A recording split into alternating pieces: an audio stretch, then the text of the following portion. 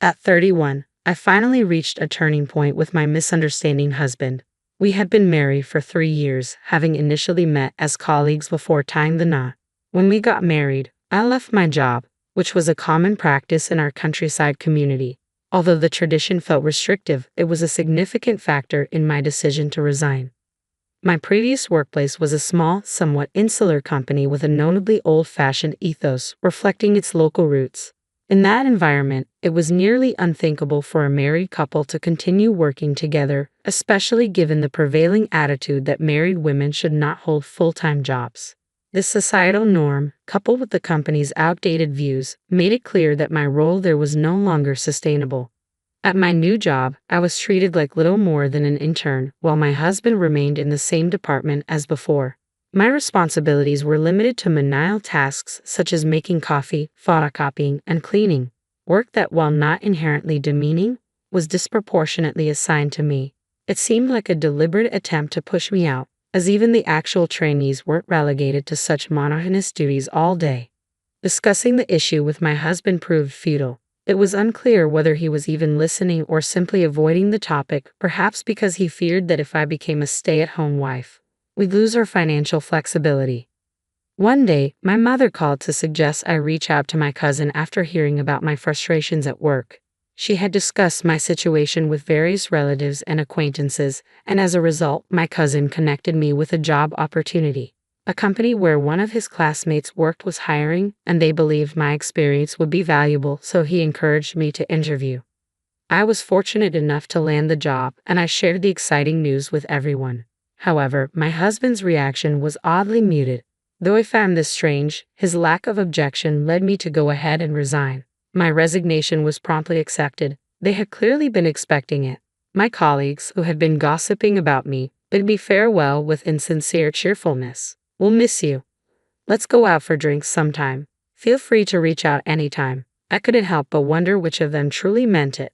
My new job is located in the neighboring city, which, though smaller than a major metropolitan area, boasts an office district with a distinctly urban feel. Upon joining, I discovered that the company's culture was refreshingly modern. There was no bias based on age or gender, and the diverse workforce included several international employees. The company embraced equality, including fair pay, regardless of marital status. My salary has significantly increased compared to my previous job, to the point where I now earn nearly $10,000 more per year than my husband. This is likely due to the absence of gender discrimination. Both men and women receive equal pay for the same work. I haven't shared this with my husband yet, as I suspect he might have difficulty accepting it given his personality and the norms at my former workplace. My dissatisfaction with the workplace vanished, and I found myself genuinely fulfilled in my new role. However, not everything is perfect. My husband contributes nothing to housework, leaving me to handle everything on my own. Balancing full-time work with managing household chores for two people is incredibly draining. I leave for work earlier than he does and come home quite late, yet he never takes on any household responsibilities. Instead, he spends his time snacking and lounging on the couch, leaving the house messier each day. When I return, I'm greeted with requests like, "I'm hungry. Hurry up and make dinner," or similar demands for food, a bath, or coffee. Just hearing these requests is exhausting. Although I chose to work, and I suppose this situation is partly my responsibility, I now realize I might have been influenced by outdated notions and expectations at the time. Since we got married, my husband has repeatedly insisted on his own correctness while highlighting my shortcomings. He would say things like, "Work is tough because you lack the ability. If you want to manage both work and home, you need to try harder. If housework isn't going well, it's because you're inefficient. Get used to it and improve quickly. And since he chose to work, don't slack off on housework." These criticisms were a constant refrain. In rural areas, it's more common for men not to participate in housework compared to urban settings. Most of the married women I knew handled all household chores themselves, with some even managing childcare, caregiving, and farming. This environment led my husband to make me feel that it was natural for me to take on all the domestic responsibilities. Both my mother and mother-in-law were stay-at-home moms, and many women of my generation were either housewives or worked part-time.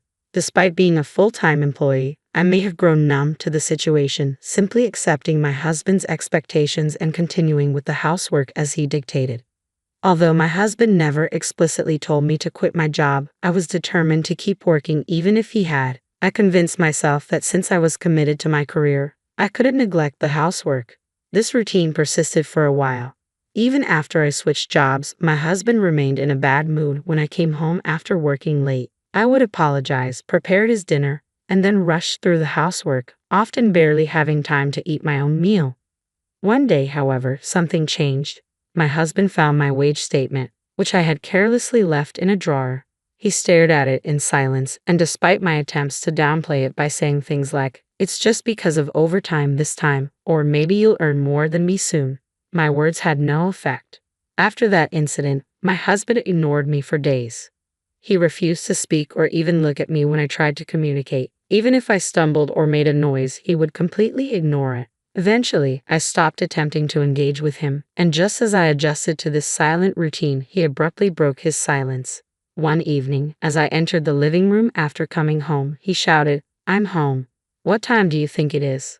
At my current job, there's a core time everyone is expected to be present, but the exact hours for arriving and leaving aren't strictly enforced, leading to varying departure times. Despite my efforts to start early and explaining my situation to my boss, I sometimes got home after 9 p.m. I would prepare ready-made or frozen meals that only needed reheating, yet my husband insisted on waiting for me to serve him. "You shouldn't slack off on housework. The only reason you can keep working is because I allow it," he would yell at me while I hurriedly prepared dinner. His intimidation was palpable throughout the entire exchange.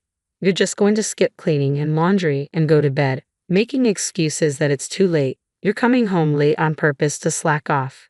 Even when I got home late, I diligently took care of the quieter housework tasks. Despite my efforts, the results were far from perfect, and I often felt I deserved the scolding I received. I blamed myself, accepting the criticism as warranted. "Monica, are you listening? Don't get too full of yourself just because you're working," he would say. "I'm sorry. I didn't mean it that way. I'm grateful for the opportunity to work. I'll try not to take it for granted." I genuinely believed this at the time. Perhaps I was led to believe it. To manage my workload, I took on extra weekend shifts to cut down on weekday overtime. I vacuumed and did laundry daily, trying my hardest to keep up with the household chores. A few months later, I had an epiphany. Why am I struggling so much on my own? The realization came after seeing a colleague's lunchbox. Her husband was responsible for cooking at their house and even prepared her lunch. I was taken aback, but my other colleagues seemed unfazed. They expressed envy but also remarked how normal it was to share household responsibilities when both partners worked. I couldn't bring myself to share my situation, as none of them appeared to be handling all the housework alone. When I casually asked relatives and friends about their household arrangements, I was astonished to find that none of their husbands did as little as mine. This realization led me to stop handling his share of the housework. I no longer cleaned his room or did his laundry, and I only prepared and heated food for myself. His yelling didn't bother me. I felt a healthy adult should be able to take care of themselves. I left for work much earlier than he did and returned home quite late. Why should I be burdened with household chores long after he had gone to bed? It wasn't fair for me to do all the housework. Even if he ranted about housework being a woman's job or a wife's duty, I ignored him and focused on eating. "So now you think you're something special just because you're earning a bit more money?" he exclaimed before storming out of the house. As I watched him leave, my heart felt cold. His focus on money and the insults he hurled at me made me realize that all my care and effort had been in vain. I couldn't endure it any longer.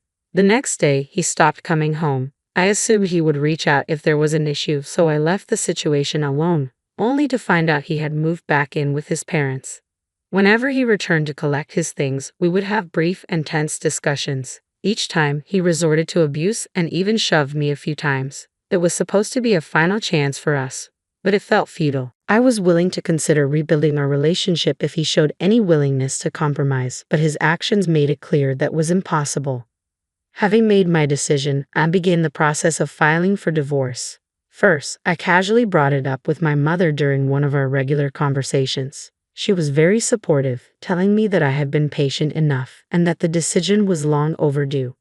Next, I reached out to my mother-in-law on a weekend when my husband wasn't around. Although we didn't see each other often, she had always been kind and caring. She was initially surprised by my decision to consider divorce but assured me she would support me. After these discussions, I visited a lawyer to start the formal process. I presented evidence of my husband's behavior, including a timeline of events, my personal diary, photos of bruises from when he had shoved me, and recordings of his verbal abuse. The lawyer noted that while it was a borderline case for domestic violence liability, the evidence was substantial and worth pursuing. I decided to forgo dividing our assets in exchange for not asking for alimony. I rented a room near my workplace and began packing my things. On moving day, I confronted my husband to settle our affairs. He had been buying meals from the supermarket and coming home daily as he didn't want to inconvenience his parents. When I told him we needed to talk, he gave me the usual silent treatment. I wasn't deterred and said what I needed to. "We're getting a divorce. I'm moving out now. Please contact my lawyer." I left my lawyer's business card on the table, but he didn't even glance at it. He seemed to believe that by ignoring me, I would eventually beg for forgiveness. I left the house for good. Strangely, my husband continued to contact me afterward with messages unrelated to the divorce, such as asking to have a meal together or suggesting we go for a drive while shopping. When I ignored his messages, he sent even more desperate emails, accusing me of being stubborn and insisting he would forgive me if I came back and apologized. At the lawyer's office, he exuded overconfidence, expecting me to be the one in trouble and to break down in tears. With a smirk, he signed the divorce papers, treating the whole situation as if it were a mere formality. I quickly gathered the papers, anxious that he might change his mind and tear them up, and submitted them to the courthouse that same day. Later, my lawyer informed me that my husband hadn't believed I would actually follow through with the divorce.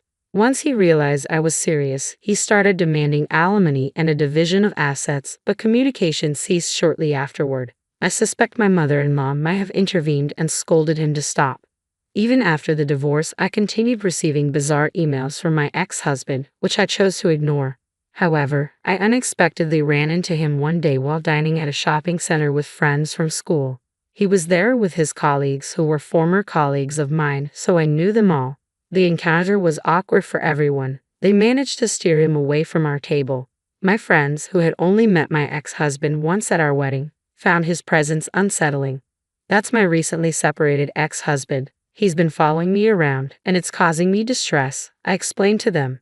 When I mentioned this to my friends, they approached his table and, as they walked by, they said, "He's a stalker." "That's terrible. So creepy." My ex-husband, who was already uncomfortable around women, quickly retreated from the scene.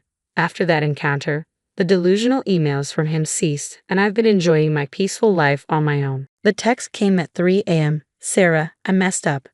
Really bad. Need to talk ASAP." I stared at my phone, already knowing what my brother had done. The crypto market had crashed overnight, wiping out billions in digital assets. And knowing Mike, he hadn't just lost his own money, he'd lost our parents' entire retirement fund. My name is Sarah Anderson, and at 32, I was about to deal with the fallout of my younger brother's biggest mistake yet. The next morning, Mike showed up at my apartment looking like he hadn't slept in days.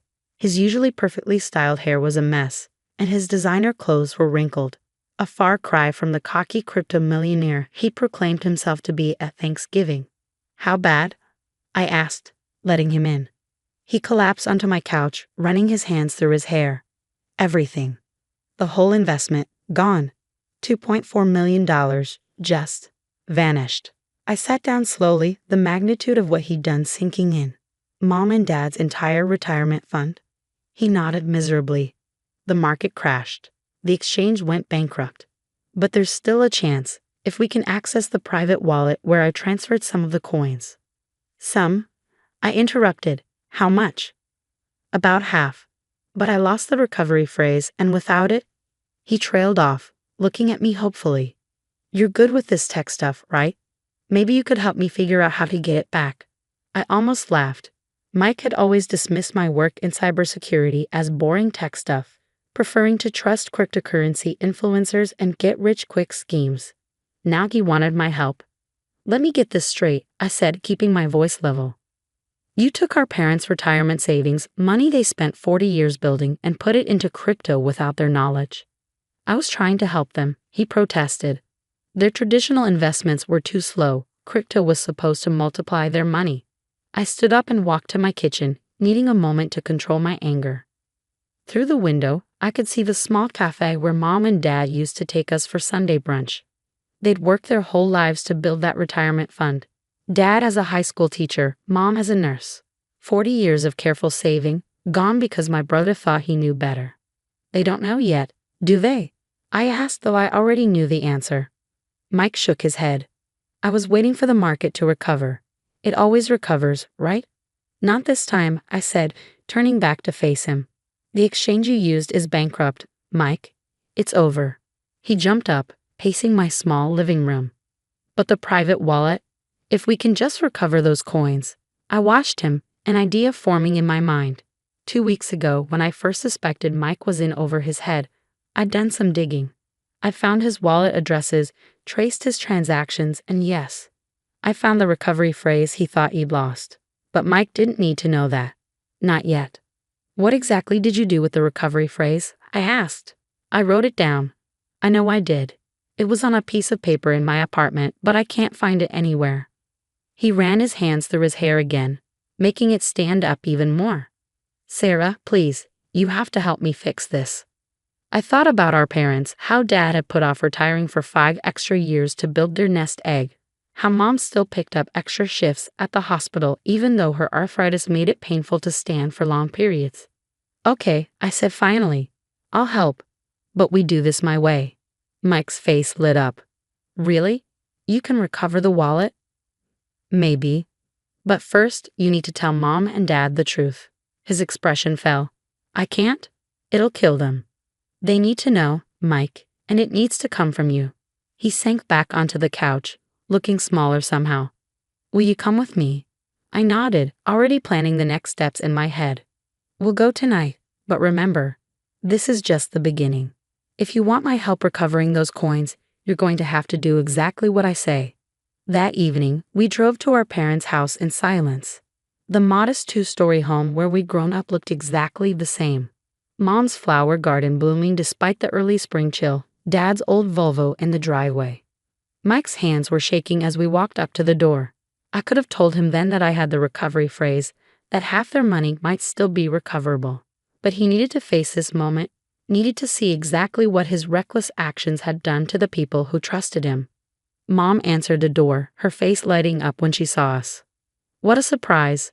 Come in, come in. I just made coffee. Dad was in his usual spot in the living room, grading papers at his desk. Even after retiring, he still substituted at the high school a few days a week. To stay sharp, he said, though we knew it was also to help build their savings. Their savings. The thought made my stomach turn. Mom, Dad. Mike started, his voice cracking. I need to tell you something. They sat together on the couch, concern growing on their faces as Mike struggled to find the words. Finally, I stepped in. Mike made some investment decisions, I said gently, with your retirement fund. Mom's hand flew to her mouth. What do you mean? Mike couldn't meet their eyes as he explained. How he'd convinced their financial advisor to transfer the money, how he'd invested it all in cryptocurrency, how it had seemed like a sure thing until it wasn't. The silence that followed his confession was deafening. All of it? Dad finally asked, his voice barely a whisper. Everything we saved. Mike nodded, tears streaming down his face. I'm so sorry. I thought I could make it grow faster, give you the retirement you deserved. Mom's face had gone pale. But how will we? She couldn't finish the sentence. I watched as the reality of what Mike had done sank in. All their plans. The small condo in Florida they'd been looking at, the trip to Europe they'd been saving for, the comfortable retirement they'd worked so hard to build, gone because my brother thought he knew better than 40 years of careful planning. There might be a way to recover some of it, I said carefully. About half the money was transferred to a private wallet. If we can access that wallet, those funds might still be there. Hope flickered across their faces, but I could see the trust was already broken. Mike had always been their golden child, the charming son who could talk his way out of anything. But not this time. I trusted you, Dad said, his voice heavy with disappointment. We trusted you. Mike broke down completely then, sobbing like I hadn't seen since we were kids. I'll fix this, he promised between tears. I'll work 3 jobs if I have to. I'll pay back every penny. But we all knew that was impossible. Even if he worked for the next 20 years, he couldn't replace what they'd lost. As we drove back to my place later that night, Mike was quiet, the weight of what he'd done finally sinking in. "What do we do now?" he asked as I parked outside my building. I thought about the recovery phrase stored safely in my encrypted files, about the plan I'd been forming since I first discovered what he'd done.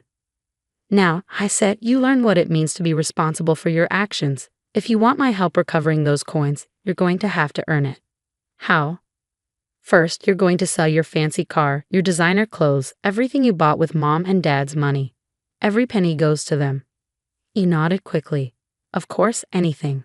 "Second, you're going to move back home and help them. Dad shouldn't be working at his age, and Mom's arthritis is getting worse. They need support, not someone gambling with their future." "Okay," he agreed, though I could see him struggling with the idea of giving up his downtown apartment and luxury lifestyle. "And third," I continued, "you're going to learn exactly how cryptocurrency works, not from influencers and Reddit posts, but from actual experts. I've arranged for you to take some courses at the Tech Institute where I teach part-time." He looked at me in surprise. "You teach 2 nights a week, cybersecurity and blockchain technology.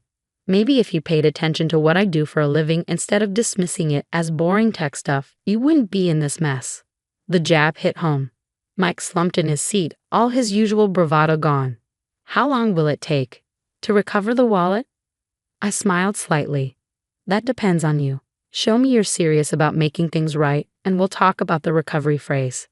As he got out of my car, I could see him processing everything, the magnitude of what he'd lost, the long road ahead to even begin making amends. Good. He needed to feel this to understand that actions have consequences, because what he didn't know was that this was just the beginning of his lesson. The next few weeks tested Mike in ways he'd never experienced. True to his word, he sold his Tesla, his designer wardrobe, and moved back into our parents' house.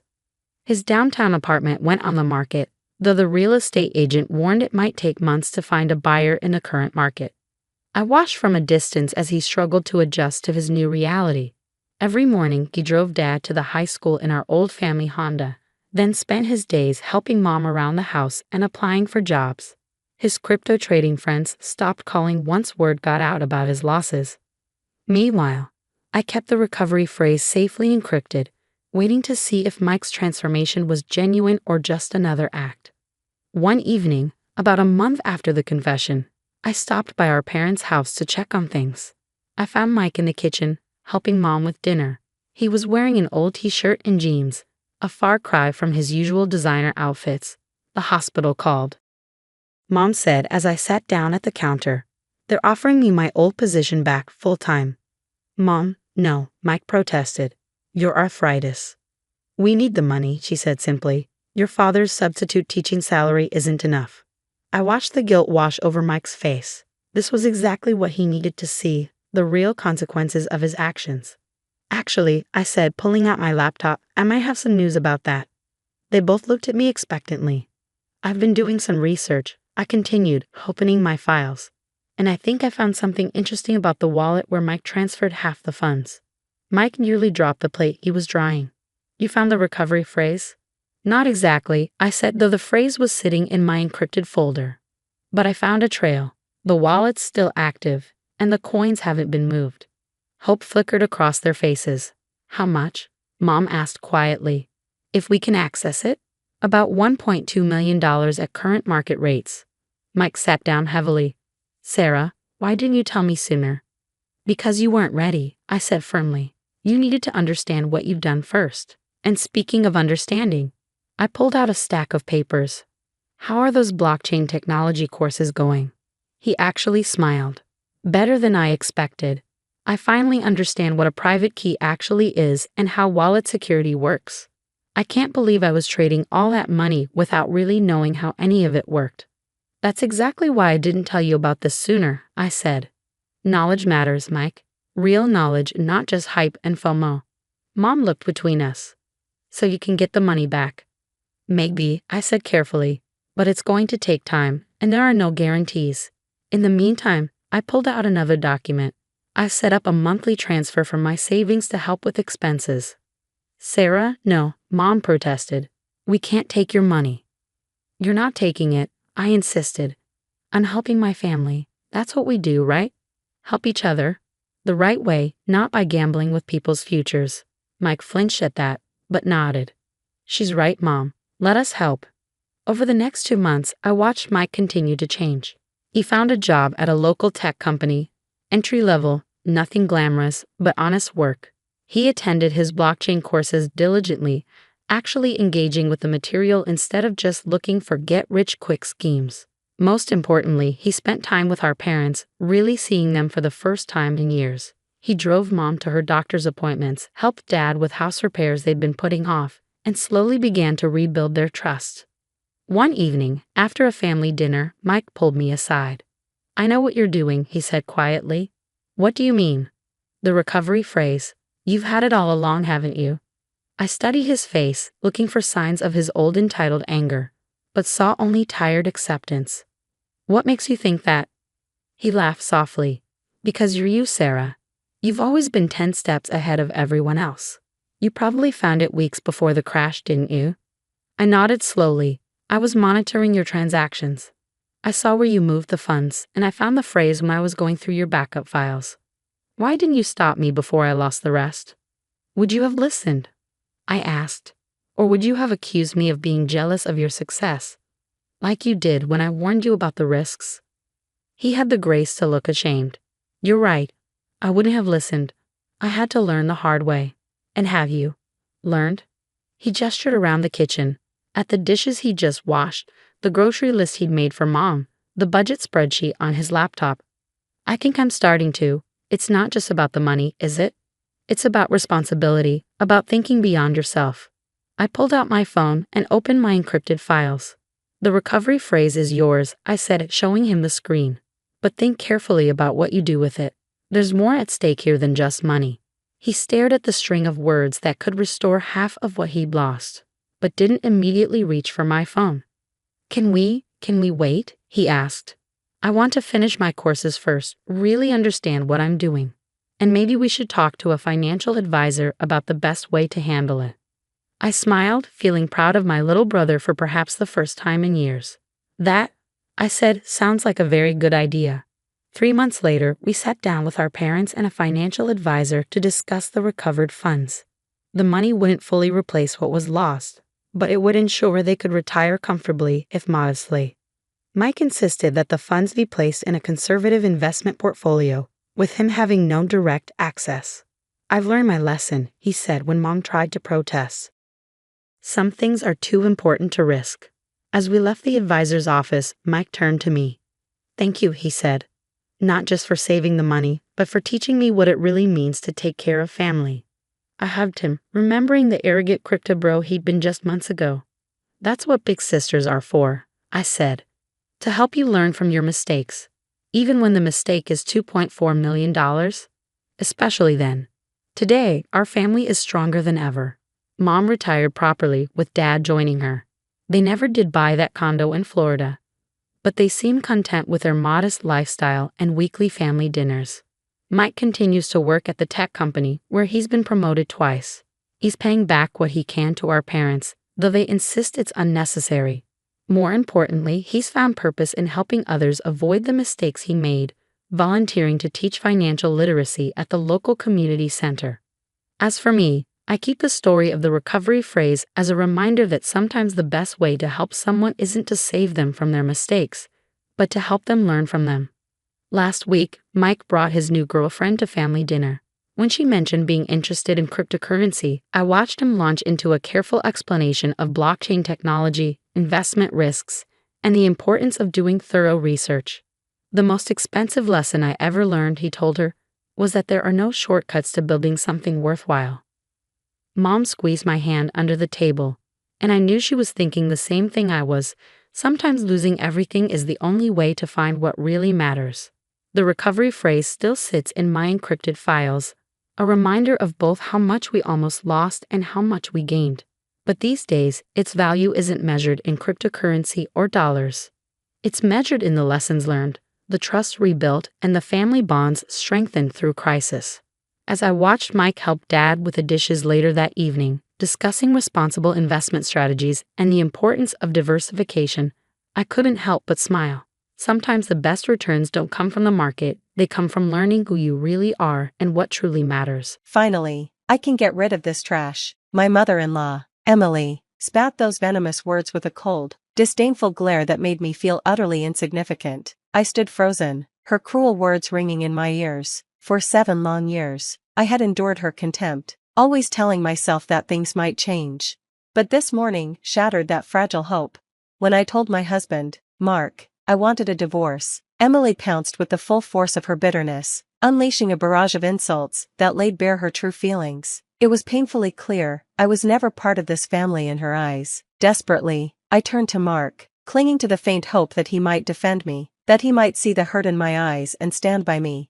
But instead, his icy words cut deeper than Emily's. "Mom's right," he said with a shrug. "You're useless, just leave already." His gaze mirrored hers, cold, unfeeling, final. In that moment, something in me shifted, a calmness swept over me, extinguishing the fire of humiliation and despair. It was as if I was finally seeing the truth that had been hidden in plain sight. 7 years of misery, 7 years of trying to prove my worth to people who would never see it. "I understand now," I said quietly, my voice steady despite the turmoil inside. "If even my husband doesn't see value in me, then there's no reason for me to stay. My presence here only causes harm, to me and to everyone else." It was the first time I truly felt the strength of my decision. Yesterday, I had reached out for help, sensing the end was near. Now, as if on cue, the doorbell rang. I ignored the hateful shouts behind me, Emily's and Mark's voices, blending into a single cruel cacophony. Calmly, I walked to the door, my hand steady as I unlatched the chain. As I opened the door, the shouting stopped abruptly, swallowed by a heavy silence. "My name is Sarah, I'm 33 years old, a stay-at-home mom. Life has never been easy, and my marriage was no exception. Growing up, I learned early that love could be fragile. My parents divorced when I was in elementary school, a moment that shaped my childhood. "I'm sorry, Sarah," my father had said one evening when I was just 8 years old. "From now on, your mom and I will live apart." I stared at him, confused and heartbroken.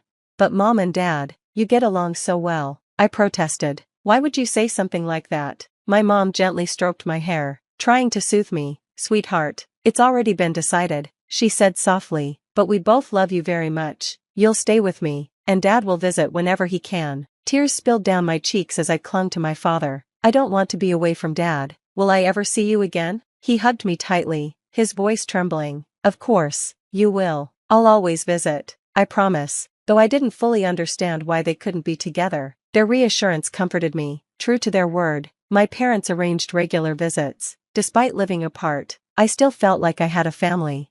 We moved into my grandparents' house, where they helped raise me while my mom worked long hours. My grandparents loved me deeply, and they tried to fill the gaps left by my parents' separation.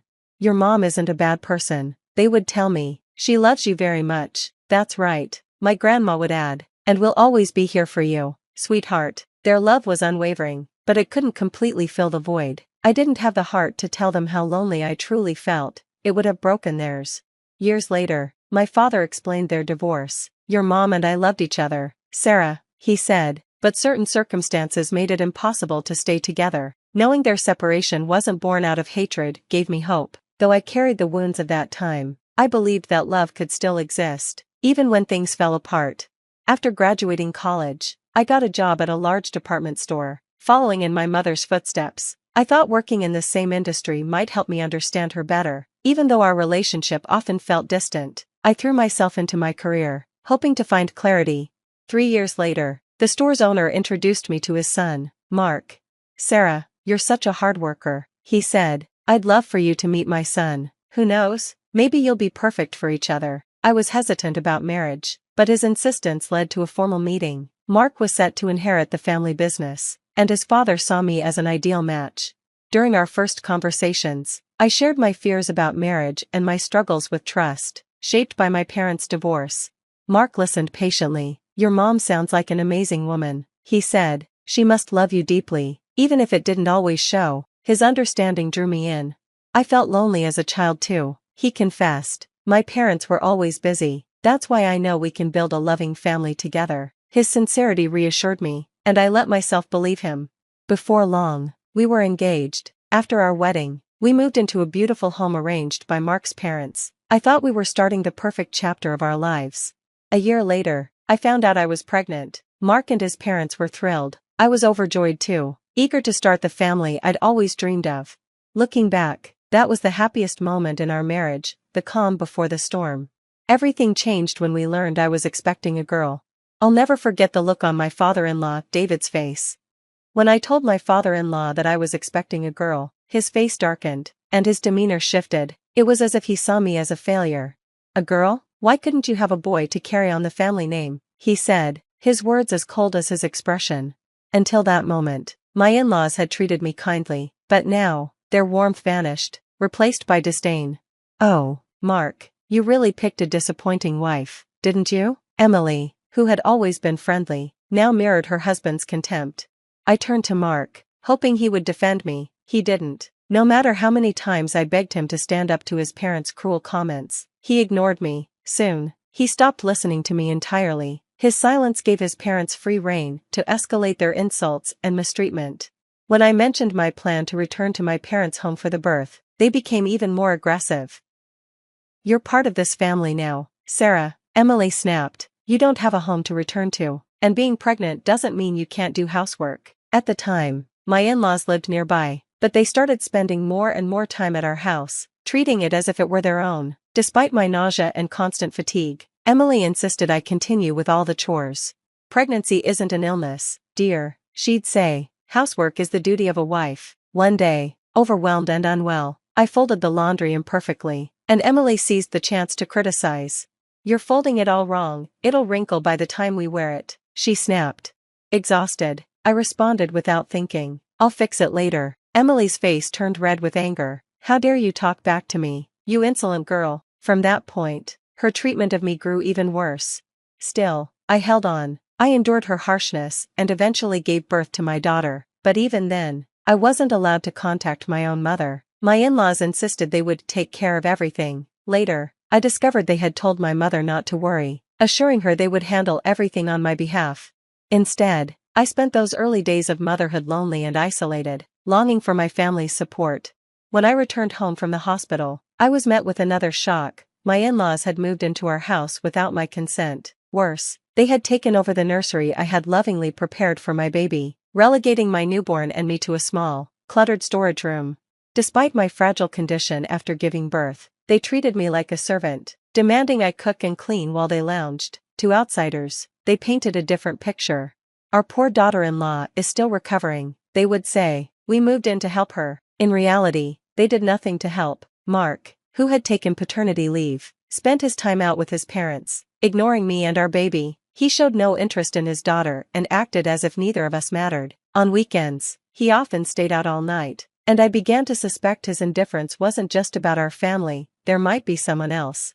The thought of divorce crossed my mind, but I pushed it away. I didn't want my daughter to experience the same loneliness I had felt growing up. I believed if I endured the hardship, I could protect her. But I was wrong. My in-laws' obsession with appearances meant they treated me and my daughter well in front of others, creating the illusion of a perfect family. Neighbors admired them, praising how kind they were and how much my husband seemed to care for us. It was all a facade. Then, one day, Mark began pressuring me to have a second child. "We need a son to carry on the family name," he insisted. "People are starting to ask about it. We better get on it." His parents joined in, berating me. "You can't even give us a son or manage the house properly." Emily sneered. "Why did we even let you marry Mark? You're such a disappointment." Despite everything, I tried my best to care for my daughter and shield her from the toxicity around us. By the time she turned 7, my in-laws and husband had all but ignored her. She was terrified of them, shrinking in fear whenever they raised their voices. I showered her with love, hoping it would be enough. But then something happened that finally broke me. One morning, while I was in the kitchen preparing breakfast, I heard my daughter crying upstairs. Her cries were unusual. She rarely went to the second floor, where my in-laws stayed. Alarmed, I rushed upstairs. At the top of the stairs, I saw Emily towering over my daughter, her hand raised, ready to strike. "Emily," I screamed, running to my daughter and pulling her into my arms. My little girl clung to me, sobbing uncontrollably. I turned to Emily, my heart pounding with fury and fear. "What were you trying to do to my daughter?" I demanded. Emily clicked her tongue dismissively. "Nothing." Without another word, she turned and walked away as if nothing had happened.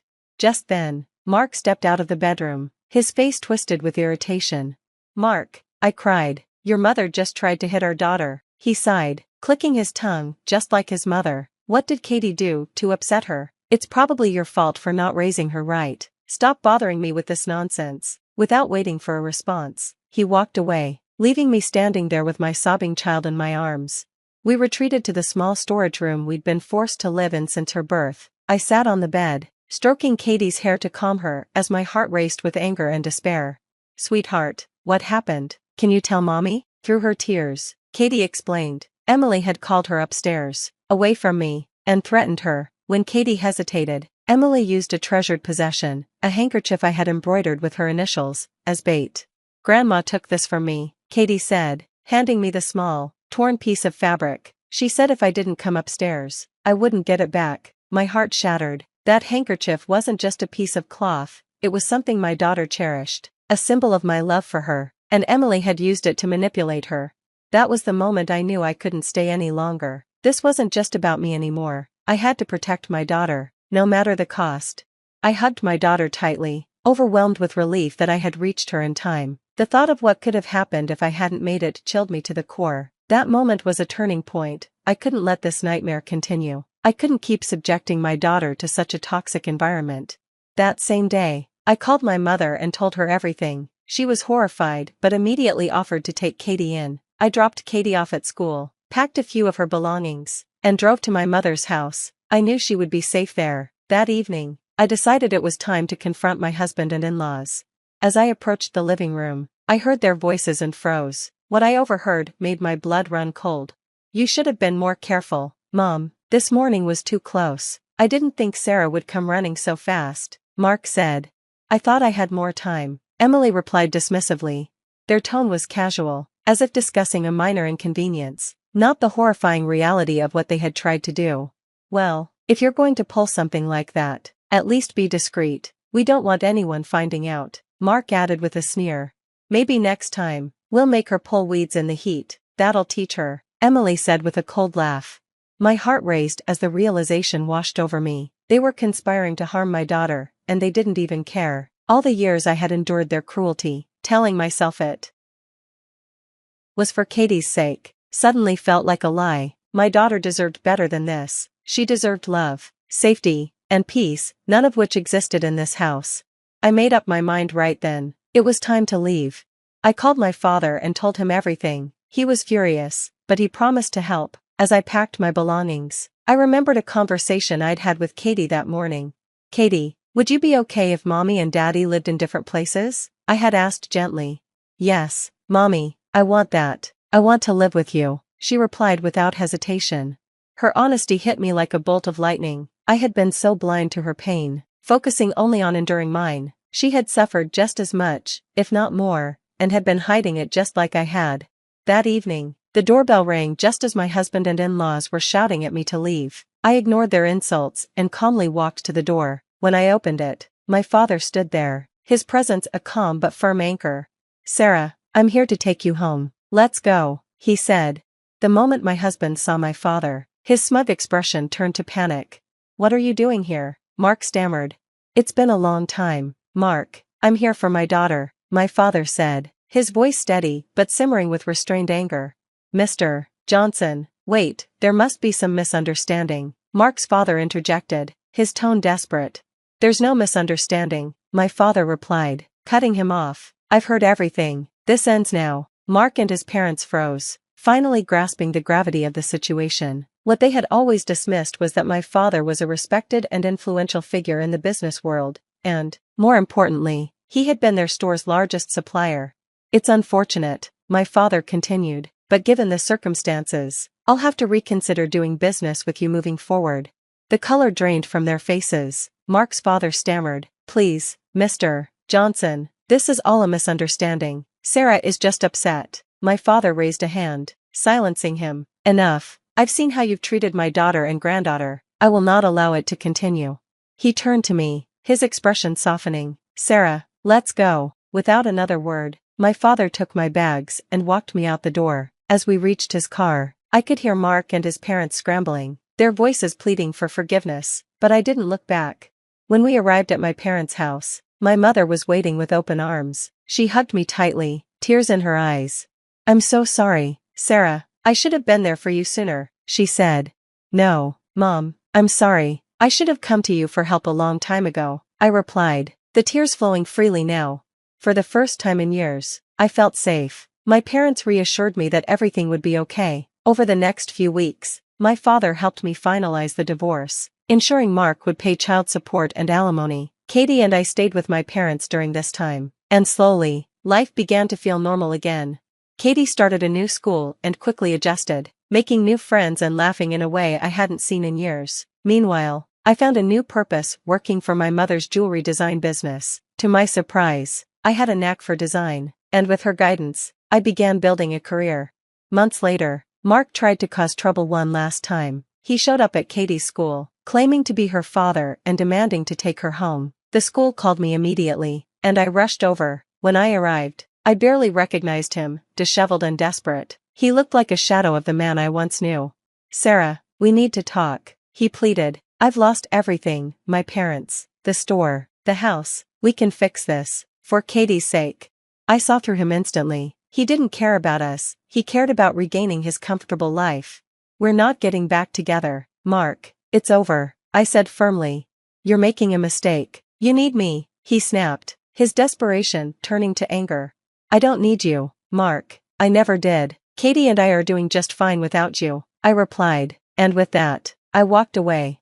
That was the last time I saw him. In the years that followed, Katie and I built a new life. She thrived in her new school, and I found success in my mother's business. One day, Katie told my father she wanted to travel the world with him. "You'll need to learn fluent Japanese first," he teased. "I'm already working on it, Grandpa," she replied with a grin. For the first time in years, our lives were filled with peace, love, and laughter. We were finally free, and that was enough for me.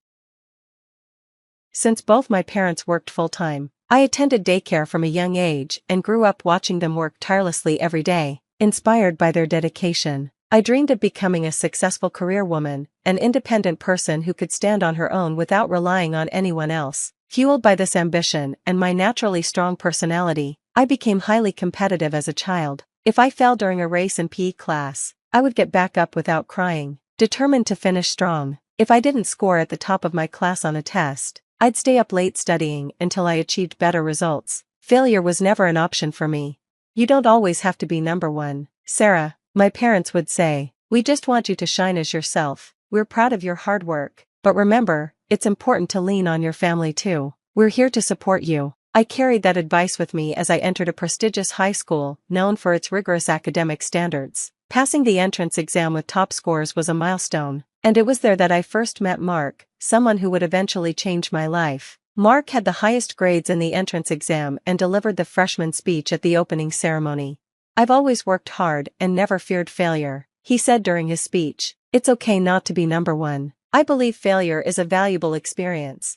Those words resonated deeply with me, reminding me of my father's similar encouragements. I felt an instant connection to Mark. As fate would have it, we were placed in the same advanced class, a group of the top students in the school. Despite the competitive environment, Mark consistently outperformed everyone.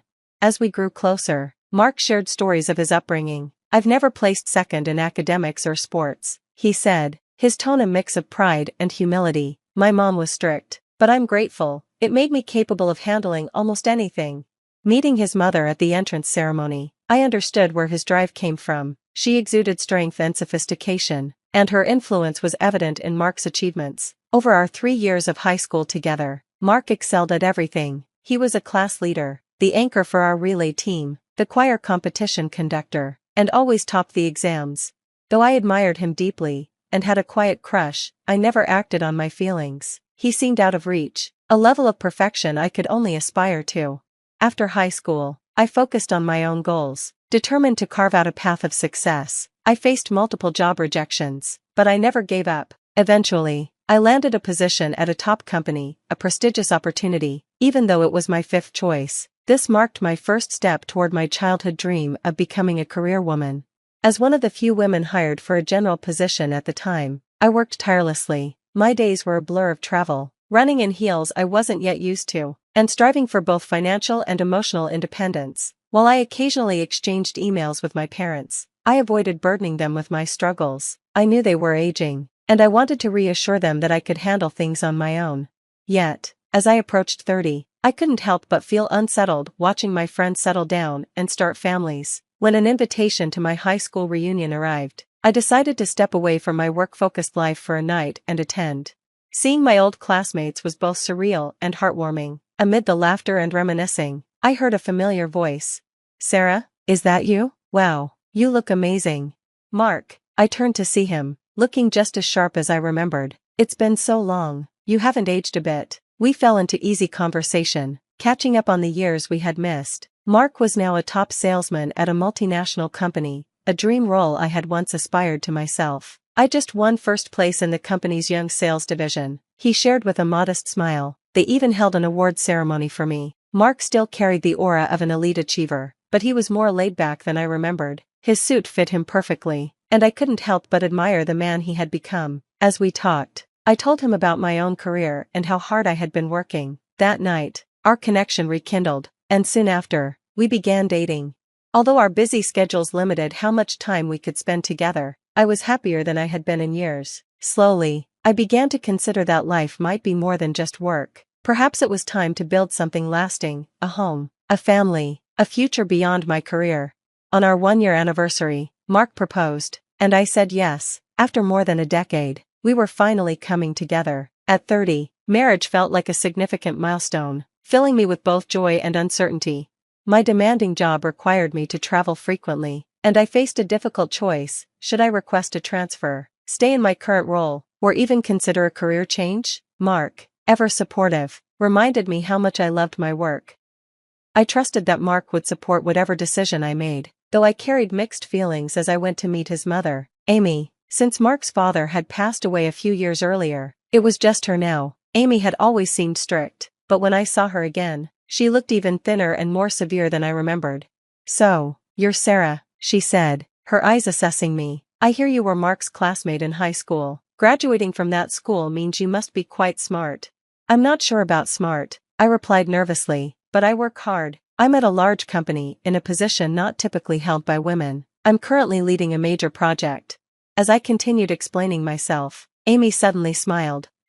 That's enough. I can see you're very capable." I felt a wave of relief, thinking I'd earned her approval, but then she added, "You know, I don't need a career woman. A woman's job is to take care of the home, send her husband off with a smile, have a warm meal ready when he returns, and raise the children properly. That's what I did, and it's what I expect from you." Her words left me stunned. Mark had never mentioned any of this. "She's right," Mark said casually. "I'll make the money, you don't need to work." Although being a successful, independent woman had been my childhood dream, I couldn't deny that I was physically and mentally exhausted from the demands of my job. Amy pressed on. "A woman's happiness is in supporting her husband. If you keep working, people might think Mark can't support his family." I looked to Mark for support, but he just nodded in agreement with his mother. It shocked me. I thought times had changed, that people no longer saw working wives as a reflection on their husbands. "But I'm not very good at housework," I protested weakly. "I've focused on my career, so I might need some help." "That's concerning," Amy said, frowning, "but I can teach you. After all, we'll be living together." "Living together?" I asked, startled. Mark had never mentioned this.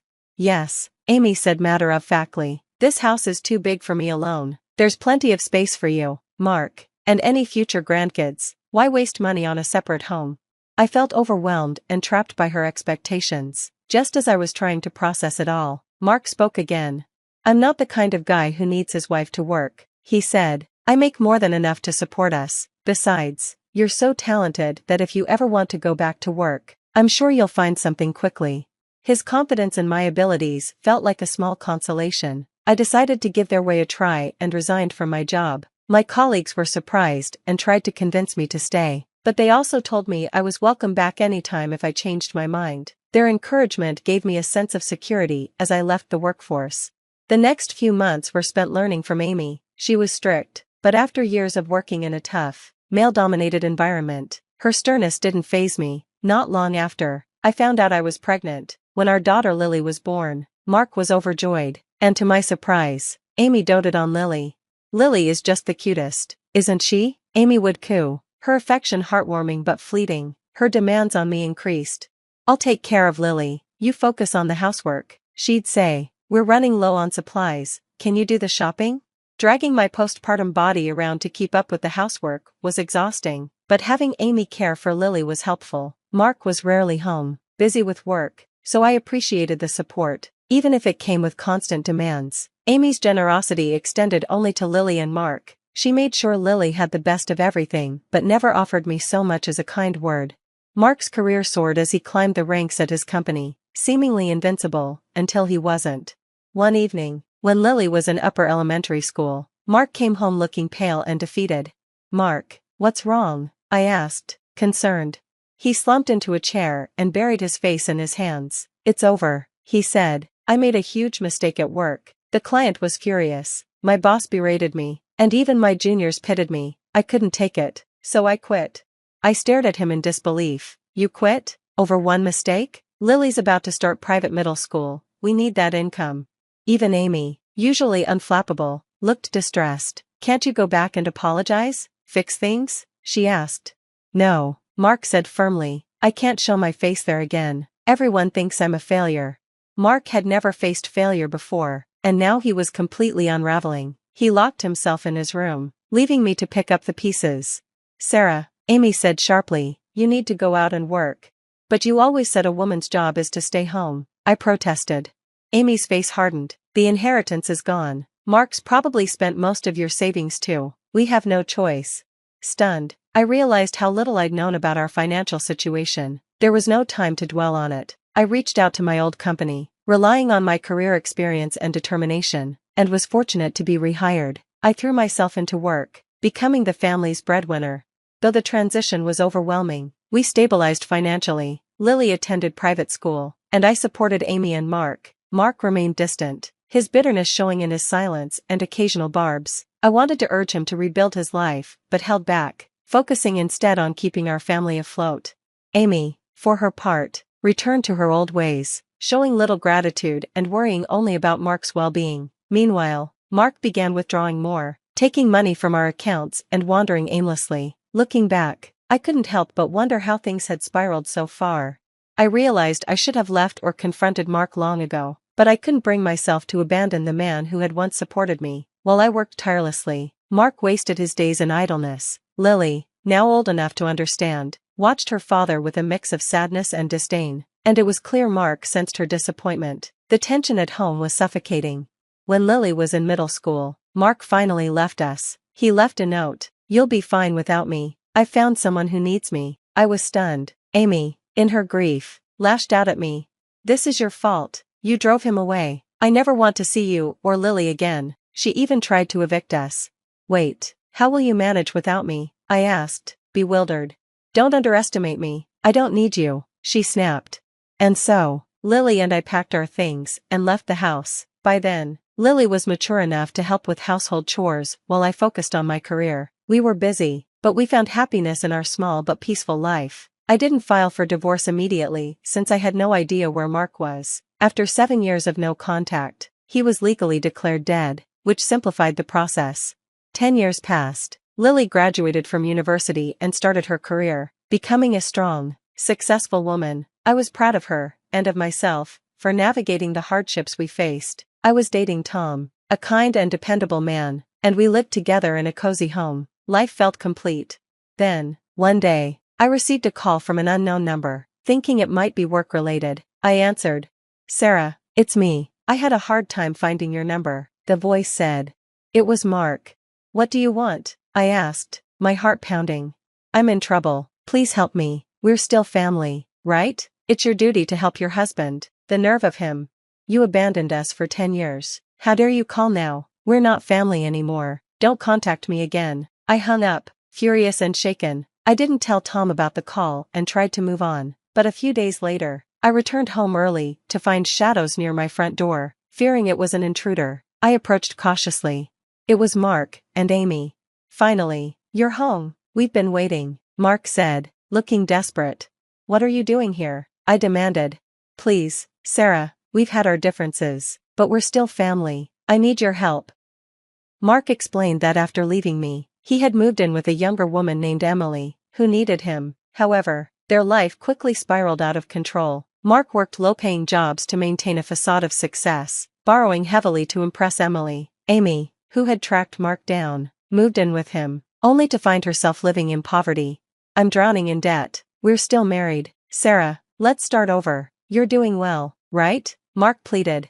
Before I could respond, Lily arrived home. What's going on here? She asked. Mark turned to her, his face softening. Lily, you've grown so much. You look just like me. We're family. Lily's voice was firm. No, we're not. Mom and I have been fine without you. Mark tried to argue, claiming we were still married, but Lily stopped him. Mom filed for divorce years ago. You were legally declared dead after 7 years of no contact. Mark and Amy were stunned. But that's impossible. You can't do that without my permission, Mark stammered. Of course, she could. My stepdad, Tom, is a lawyer, and he handled everything, Lily said. Mark's face turned pale, desperate. He tried to defend himself. I didn't mean for things to get this bad. Emily needed me. I smiled grimly. Emily? Did you ever learn her last name? Mark shook his head. No, she said she didn't like sharing personal details. Her last name is Stone. She's married to your former boss, Mr. Stone. Mark's face drained of color as I explained. Emily had used him for years, while her husband remained unaware of her lavish spending, until recently. Mr. Stone had hired a private investigator, uncovering everything. Just then, Tom arrived home. What's going on here? Mark, if you're here to cause trouble, leave now. This is private property. Defeated, Mark and Amy left. Not long after, Mark faced legal consequences for his actions. Mr. Stone divorced Emily, and their lives were shattered. As for me, I had finally achieved the life I always dreamed of. Lily had grown into a strong, independent woman, and I knew she would never settle for less than she deserved. Tom and I chose not to marry, finding happiness in our partnership without legal formalities. I had overcome every obstacle and emerged stronger, and I hoped Lily would always remember to chase her dreams and never let anyone hold her back.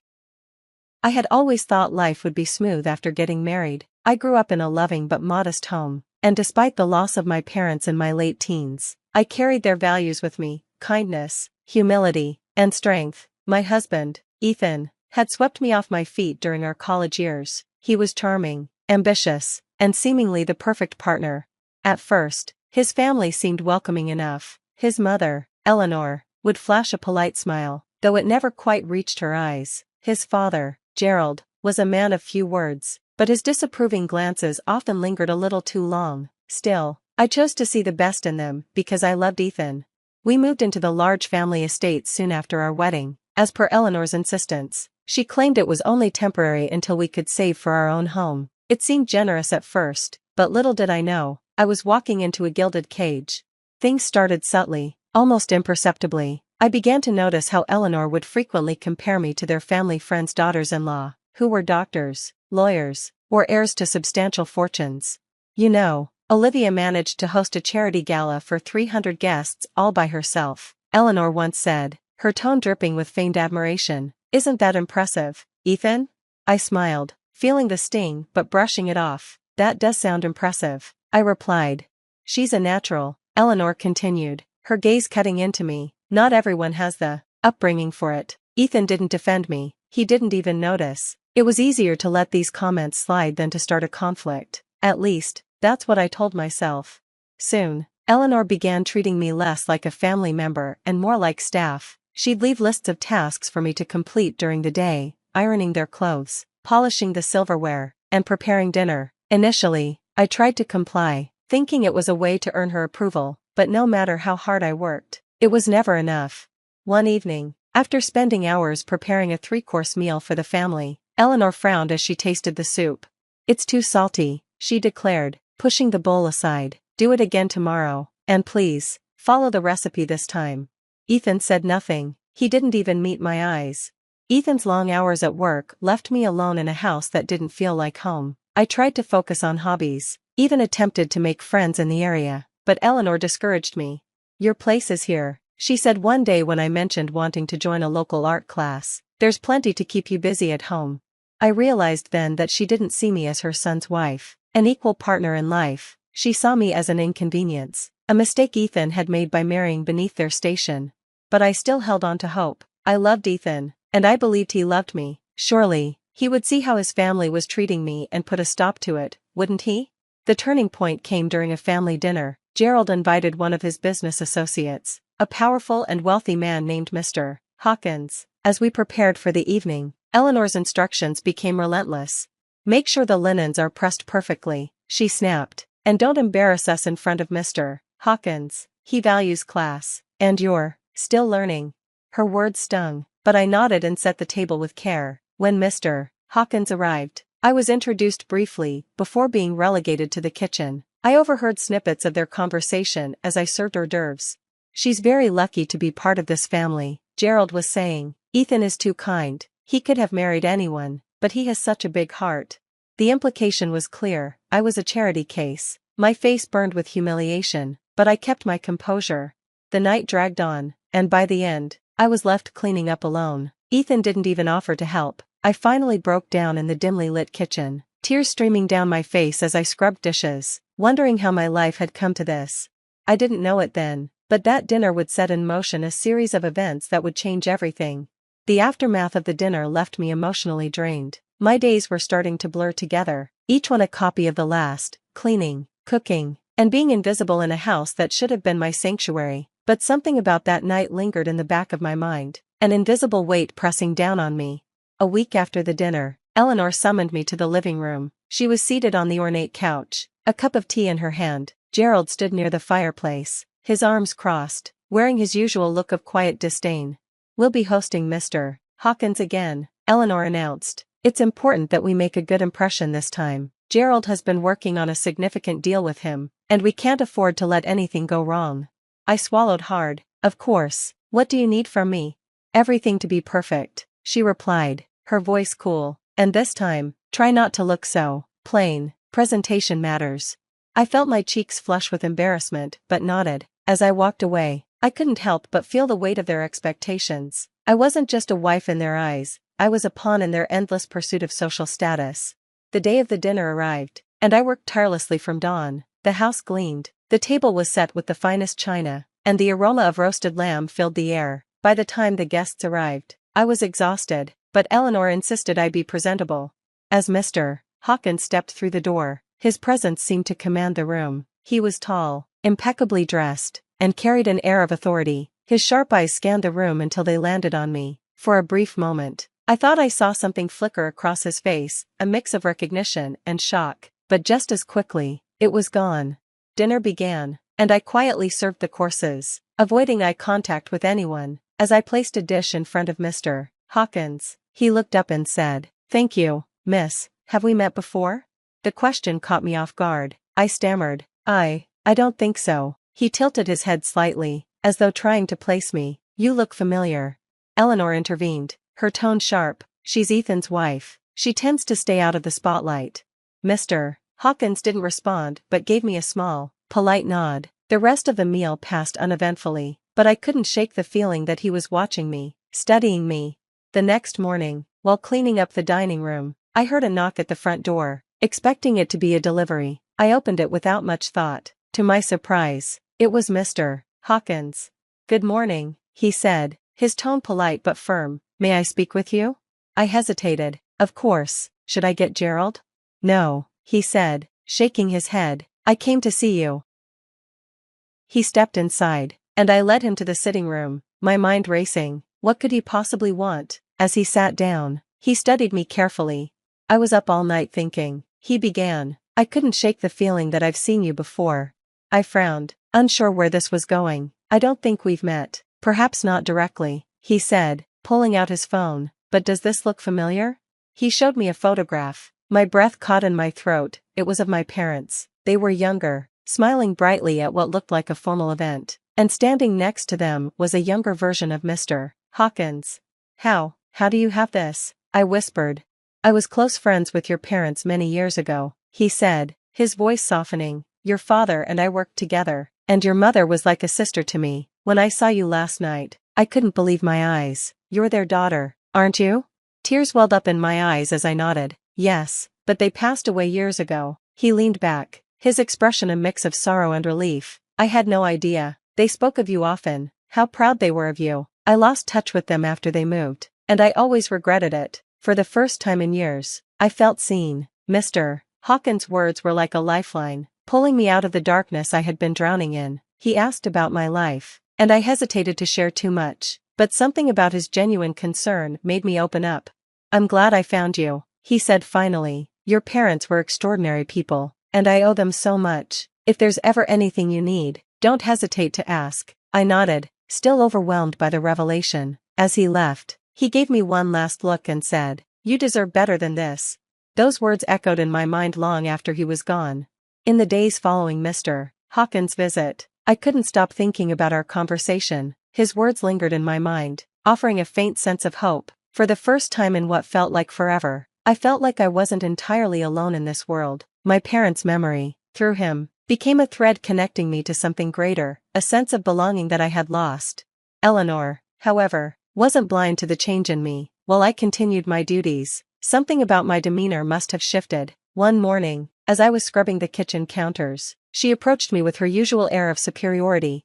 "You've been awfully quiet lately," she said, her eyes narrowing. "Not that you're one for conversation, but you seem distracted." I shook my head quickly. "I've just been tired." She studied me for a moment before nodding. "Well, keep your focus. We're hosting another dinner next week. Gerald's promotion depends on securing Mr. Hawkins' partnership." My heart sank. Another dinner? The idea of being paraded around like a servant again made me nauseous. But then I remembered Mr. Hawkins' parting words, "You deserve better than this." A few days before the scheduled dinner, I found an envelope addressed to me on the hall table. It wasn't the type of thing Eleanor or Gerald would bother with. They never acknowledged my personal life. Curious, I opened it and was stunned to find a handwritten letter from Mr. Hawkins. "Dear Ava, it was truly a shock to see you again, but also a blessing. Your parents were dear to me, and I can't bear the thought of their daughter being treated unfairly. I have arranged for an opportunity that I believe could change your circumstances. If you're willing, come to my office this Friday at noon. I'll explain everything. Warm regards, Daniel Hawkins." My hands trembled as I read the letter. Could this really be happening? Was this the lifeline I had been praying for? Friday arrived, and I could barely contain my nerves. I told Eleanor I had errands to run and left the house, clutching the letter like a talisman. As I entered Mr. Hawkins' office building, my heart raced. The receptionist guided me to his office, where he greeted me with a warm smile. "I'm glad you came," he said, gesturing for me to sit. He explained that he had connections in a nearby nonprofit organization that supported women in difficult situations. He believed they could help me build a new life, one where I could rediscover my sense of self-worth and independence. "But there's more," he said, leaning forward. "Your parents left behind a trust fund in your name. I helped them set it up years ago, but I lost track of it when they passed. It's modest, but it's enough to give you a fresh start." Tears streamed down my face as I listened. The idea of starting over felt like a distant dream finally within reach. That evening, I returned home with renewed resolve. I knew Eleanor and Gerald would never let me go easily. They thrived on control. But now, I had something they didn't know about, a plan, a future, and the means to escape. I began quietly packing a few belongings, hiding them in the attic. Each day, I worked discreetly to gather what I would need. The upcoming dinner felt like the perfect cover. While their attention was focused on impressing Mr. Hawkins, I could slip away unnoticed. As the dinner approached, I found myself smiling more often, even humming as I worked. Eleanor noticed, but misinterpreted it as compliance. "Good," she said with a rare nod of approval. "You're finally understanding your place." If only she knew. The evening of the dinner arrived, bringing with it a storm of nerves and anticipation. Eleanor was in full command mode, barking orders at everyone to ensure perfection. Gerald, for his part, was too busy rehearsing his business pitch to Mr. Hawkins to notice anything out of the ordinary. I moved about the house methodically, my heart racing with each passing moment. Tonight would be my last night here. Guests began arriving, including Mr. Hawkins, who greeted me with a knowing smile. His presence was a reminder of the escape plan I'd meticulously crafted. The atmosphere in the dining room buzzed with polite chatter and the clinking of glasses. As expected, Eleanor had instructed me to stay in the kitchen, serving dishes and refilling drinks. But Mr. Hawkins wasn't content to let me stay in the shadows. "Ava," he called out when I entered with a platter of appetizers, "why don't you join us? After all, we've got much to talk about." Eleanor's face turned a shade of red I had never seen before. "Oh, there's no need for that," she said hastily, laughing nervously. "She's here to help, not to dine." But Mr. Hawkins wasn't deterred. "I insist," he said, his tone polite but firm. "Ava is like family to me. I won't have her treated otherwise." The room fell silent. Gerald shifted uncomfortably in his chair, while Eleanor sputtered for a response. Reluctantly, they allowed me to sit. I could feel Eleanor's eyes burning into me, but I kept my composure, buoyed by Mr. Hawkins' support. As the meal progressed, the conversation turned to my parents. Mr. Hawkins shared stories about them, how my father had been his closest friend and how my mother's kindness had touched everyone she met. For the first time in years, I felt like they weren't just a distant memory, they were alive in the room, in the words of someone who had truly known them. It was then that Mr. Hawkins dropped the bombshell. "Ava," he said, addressing me directly, "have you told them about the trust fund your parents left for you?" My heart stopped. I glanced at Eleanor and Gerald, whose expressions twisted from confusion to shock. "Trust fund?" Gerald repeated, his voice laced with disbelief.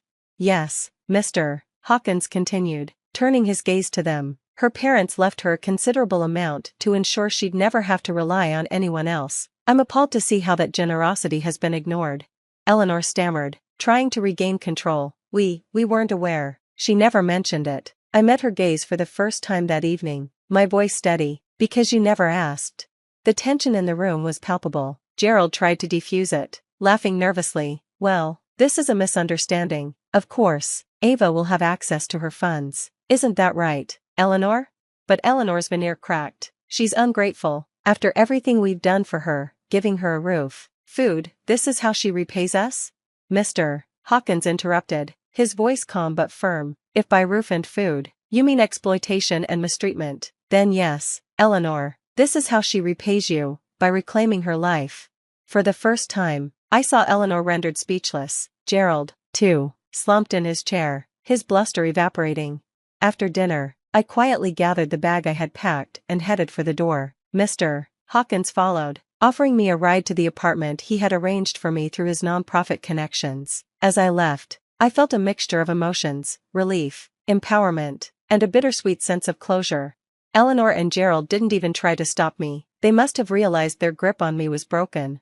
The next morning, I woke up in a small but cozy apartment, my apartment. For the first time in years, I felt like I could breathe. I started attending workshops at the nonprofit, where I learned skills to rebuild my life. Mr. Hawkins continued to be a mentor, guiding me through the process of managing the trust fund and pursuing my dreams. Most importantly, I began to find myself again. I wasn't just someone's servant or charity case. I was Ava, a woman with a future. Months later, I sat in a small cafe, sipping coffee and reading a book. My life wasn't perfect, but it was mine. The weight of the past had lifted, replaced by a sense of possibility. I thought of my parents often, not with sadness, but with gratitude. They had given me the strength to endure, and now I was finally living the life they had wanted for me. As for Eleanor and Gerald, I heard through the grapevine that Gerald didn't get his promotion. It seemed karma had its own way of balancing the scales. But I wasn't focused on them anymore. My life was ahead of me, and I was ready to embrace it. The crystal chandeliers of the Riverside Country Club cast an elegant glow over Boston's elite as they sipped champagne and traded gossip at the annual Sullivan Foundation Gala. I stood at the edge of the crowd, watching my father-in-law hold court among his admirers. "My name is Angela Chen Sullivan, and this is how I expose the dark truth behind America's most respected family." "Another drink, Mrs. Sullivan?" A waiter appeared at my elbow with a fresh glass of champagne. "No, thank you. I needed a clear head tonight." 5 years of marriage to Michael Sullivan had taught me that his family was most dangerous when they were being charitable.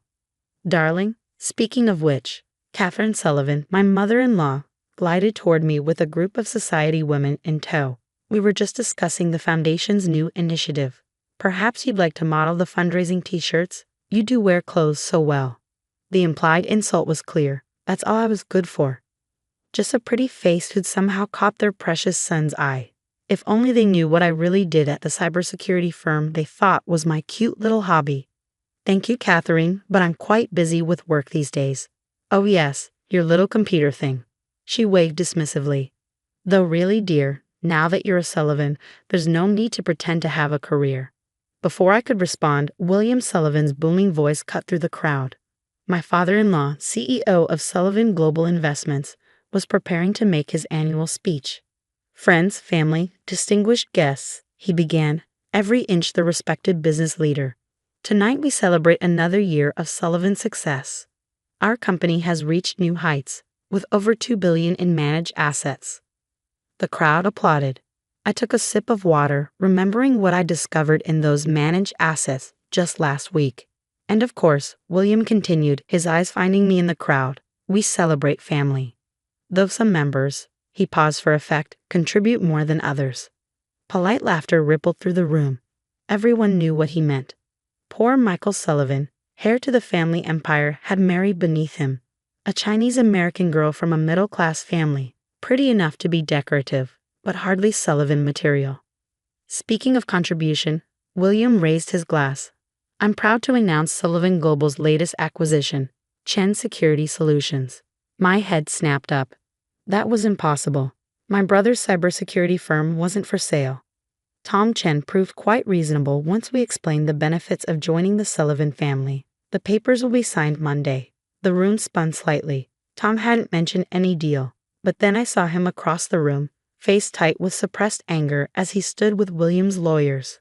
A toast, William proclaimed, to bringing strays into the fold. More laughter, more knowing looks.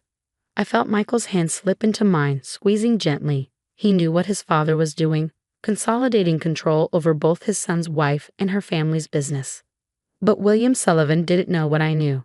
3 days earlier, while running a standard security audit for Sullivan Global, I discovered something buried in their secure servers. Hidden accounts, falsified records, a massive web of financial fraud spanning decades. The acquisition of Chen Security Solutions wasn't about business, it was about silencing the one company that might expose their crimes. Angela, Tom appeared beside me, his voice low. We need to talk. Now. We slipped away to the club's garden terrace. In the fading evening light, my brother looked exhausted. They're blackmailing me, he said without preamble. They found out about Dad's old legal troubles in Singapore. Said they'd make sure he spent his retirement in prison unless I sold. Our father's legal troubles had been a misunderstanding, cleared up years ago. But the Sullivans were masters at twisting truth into weapons. The deal's not final, I said. We can still. There's more.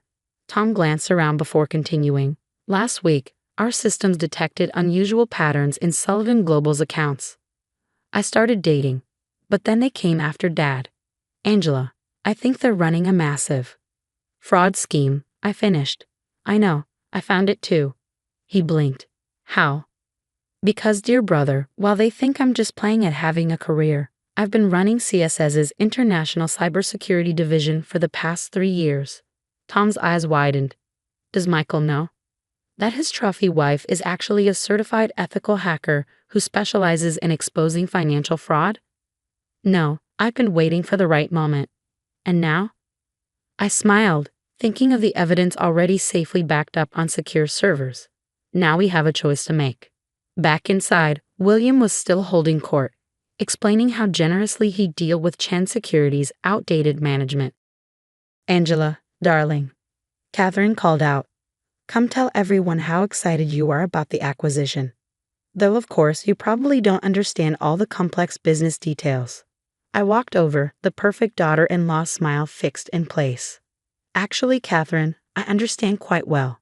In fact, I raised my voice slightly, ensuring William could hear. I was just discussing some interesting findings about Sullivan Global's server security. William's head turned sharply. What findings? Oh, just some routine audit results. I'm sure your tech team will want to review them. All those hidden folders, encrypted files, fascinating stuff. The color drained from William's face. Behind him, I saw one of his lawyers quickly pull out a phone. Perhaps, William said tightly, we should discuss this in private. Why? I thought family business should be transparent. Isn't that what you always say? Catherine laughed nervously. Dear, you're obviously confused. Why don't you? Conference room, William cut her off. Now, 10 minutes later, I sat across from William Sullivan in the club's wood-paneled conference room. Michael sat beside me while Tom stood by the door. Catherine paced nervously while two Sullivan Global lawyers watched with worried expressions. What exactly do you think you found? William's voice was dangerous. I opened my laptop, turning it to face him. Shall we start with the offshore accounts? Or maybe the falsified SEC filings? Or should we jump straight to the money laundering? This is absurd, Catherine sputtered. She's obviously making things up. Michael, control your wife. But Michael was staring at the screen, his finance training letting him understand exactly what he was seeing. Dad, is this true? It's nothing, William said smoothly. Complex financial structures that a simple programmer wouldn't understand. Simple programmer? I laughed. Try Chief Security Officer of Chen Security Solutions, the company you're trying to acquire to bury evidence of your crimes. Crimes? Catherine's voice rose. William, what is she talking about? Would you like me to explain, Mother? I turned to her. How about starting with what really happened to the Davidson family's inheritance? The money you were supposed to be managing for those orphan children. The room went very quiet. You've been running a Ponzi scheme for decades, I continued, using new investments to cover the money you stole from previous clients. But it's getting harder to hide, isn't it? That's why you need to absorb CSS, to control the very people who might expose you. William's facade cracked. You have no proof. Actually, I pressed a key. I have all the proof. Copies of every document, every transaction, every cover-up. Currently uploading to multiple secure locations. The lawyers started whispering urgently to each other. What do you want? William finally asked. Want? I don't want anything. But in about, I checked my watch, 30 seconds, the SEC's fraud division will receive an anonymous tip with enough evidence to start an investigation. And this time, you won't be able to bury it. You destroy this family? Catherine demanded. After everything we've given you? Given me? I stood up slowly. You've spent 5 years treating me like a brainless trophy, using my family's business as a pawn in your games, all while stealing from widows and orphans. You didn't give me anything except a front-row seat to your corruption. My phone buzzed, confirmation that the SEC upload was complete. Now, I smiled at my in-laws. Shall we discuss what happens next? The next 48 hours transformed Boston's financial landscape forever. The headlines were relentless.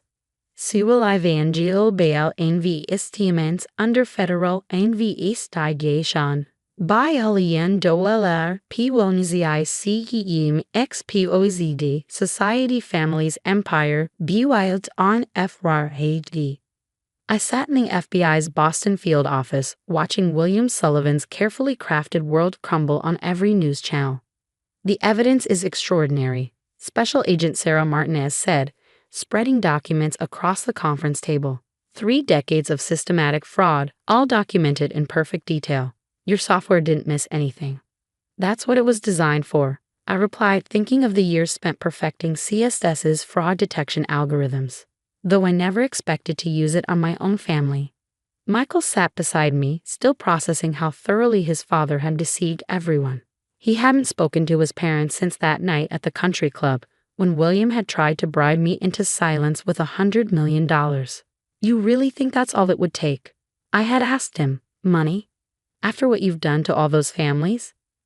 Now, watching the FBI's evidence teams carting away boxes from Sullivan Global's offices, I remembered Catherine's final words before they took her away. You've destroyed everything we built. No, I had corrected her. You destroyed it yourselves. I just exposed the truth. The scope of the Sullivans' crimes was staggering. Over 30 years, they had stolen more than $2 billion from their clients, using new investments to pay off earlier victims while pocketing hundreds of millions for themselves. The Davidson Children's Trust Fund was just the tip of the iceberg. There were dozens of similar cases: elderly retirees, widowed spouses, charitable foundations. The Sullivans had stolen from them all, counting on their sterling reputation to deflect suspicion. Mrs. Sullivan Chin. Agent Martinez's voice pulled me back to the present. There's something else you should see. She slid a file across the table. In cyber surveillance photos of meetings between William Sullivan and members of Boston's organized crime families. The money laundering wasn't just about hiding their fraud, she explained. They were cleaning cash for some very dangerous people. Michael's face hardened. That's why they pushed so hard to acquire CSS. They knew your security systems might detect the criminal connections. Exactly, I squeezed his hand. I'm so sorry, Michael. I know this isn't easy. He managed a small smile. My wife, the secret cyber vigilant. When were you going to tell me? I tried several times, but your mother always interrupted with some comment about how a proper Sullivan wife shouldn't worry her pretty head about business. The memory of Catherine's condescension triggered another thought. The foundation gala, all those charities they claimed to support. Was any of that real? Agent Martinez shook her head.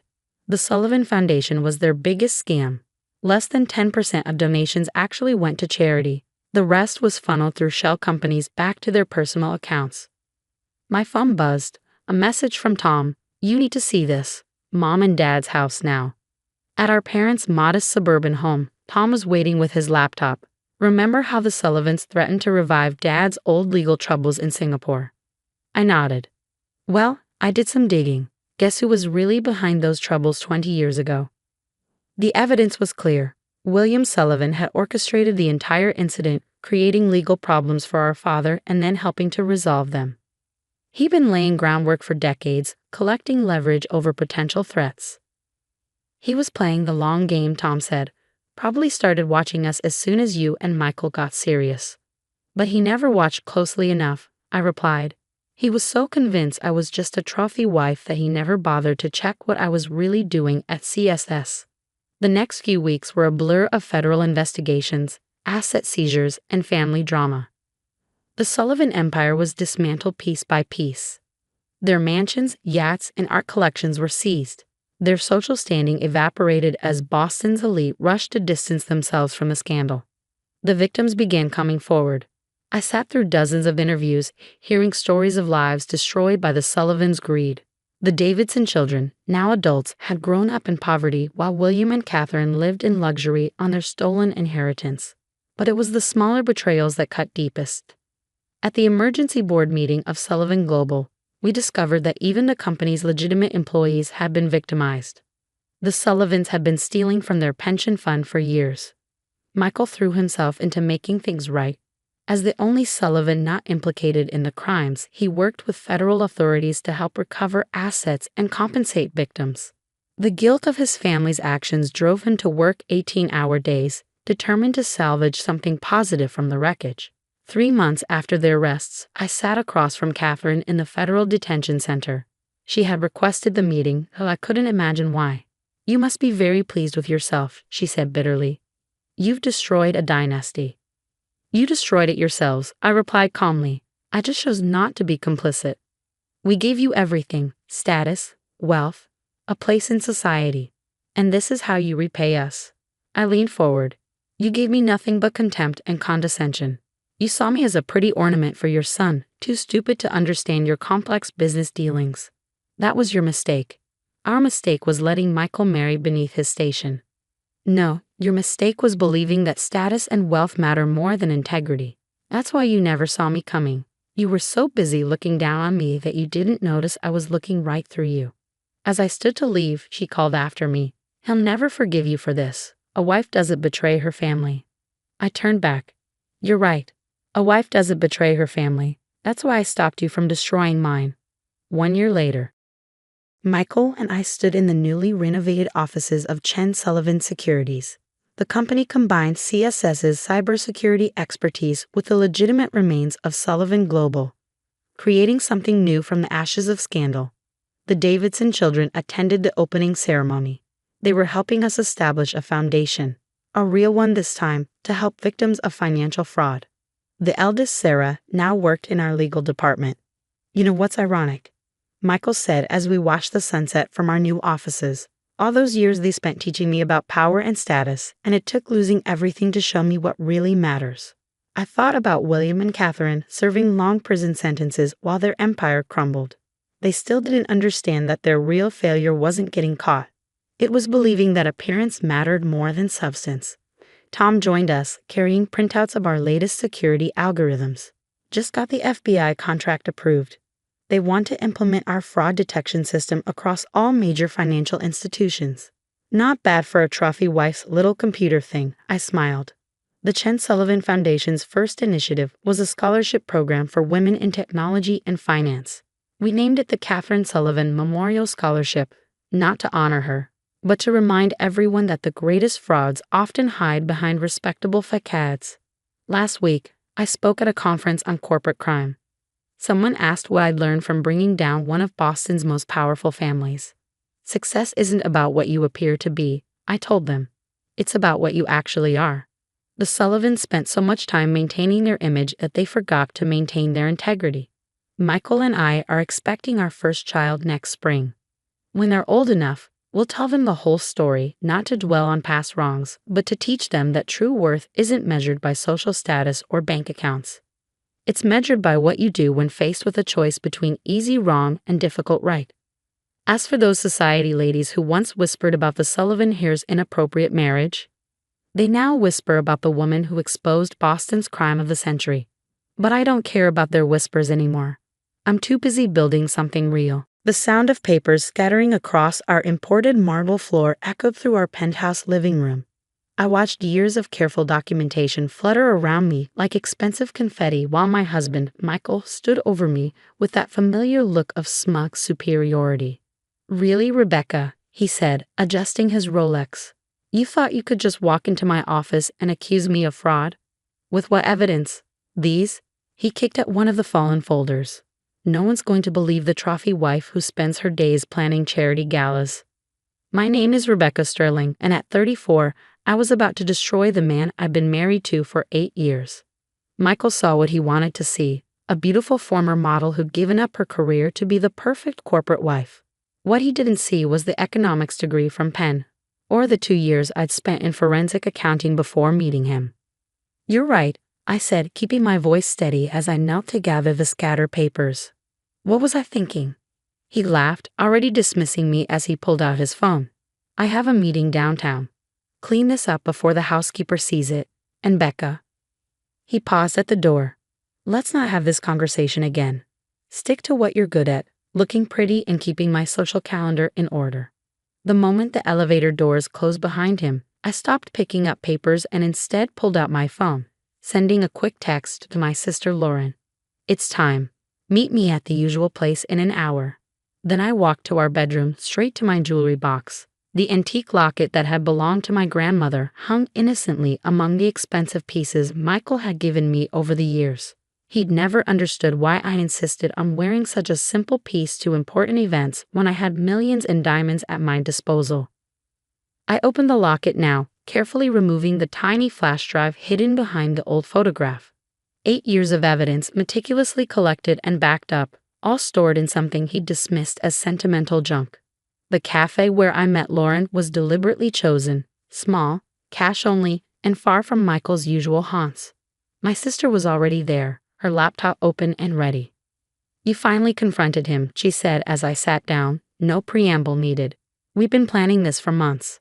I nodded, pulling out the flash drive. He reacted exactly as we expected. Condescending, dismissive, certain I couldn't touch him. Lauren's fingers flew across the keyboard as she began downloading the files. "Does he have any idea how long you've been watching him?" "No," I said, wrapping my hands around a cup of coffee. "He still thinks I spend my days getting manicures and planning his precious charity events." The truth was far more complex. I'd discovered Michael's fraud almost by accident 3 months into our marriage. A misfiled document, a series of numbers that didn't add up, and suddenly I'd seen behind a curtain of his real estate empire. At first, I'd been in denial. Michael Sterling was one of Boston's most respected developers, known for transforming struggling neighborhoods into luxury properties. His company, Sterling Development, was worth hundreds of millions. Surely I was misreading the documents, but then I started paying attention, really paying attention. The community improvement projects that mysteriously fell through after he'd received government grants. The historic buildings that suffered convenient accidents right after he purchased them at low prices. The string of shell companies that seemed to exist only to move money between accounts. Look at this, Lauren said now, turning her laptop screen toward me. She'd pulled up one of Michael's recent developments, a luxury high-rise in what used to be a working-class neighborhood. The numbers don't match what he reported to the city council. He claimed the project would cost $50 million, but according to these bank transfers, he only spent $30 million. I finished. The rest disappeared into offshore accounts, and that's just one project. Lauren shook her head, her expression grim. How did he get away with this for so long? Because he's careful. He spreads the fraud across multiple projects, multiple companies. Unless you're looking at the whole picture, each discrepancy seems minor. I took another sip of coffee. Plus, he has half the city council in his pocket. Amazing what regular charitable donations can buy. My phone buzzed. A text from Michael. Dinner with the Andersons tonight. Wear the blue versus, and be more pleasant than you were this morning. I showed the message to Lauren, who rolled her eyes. God, he's such a patronizing ass. How did you stand it for 8 years? Because I needed to be sure, I said quietly.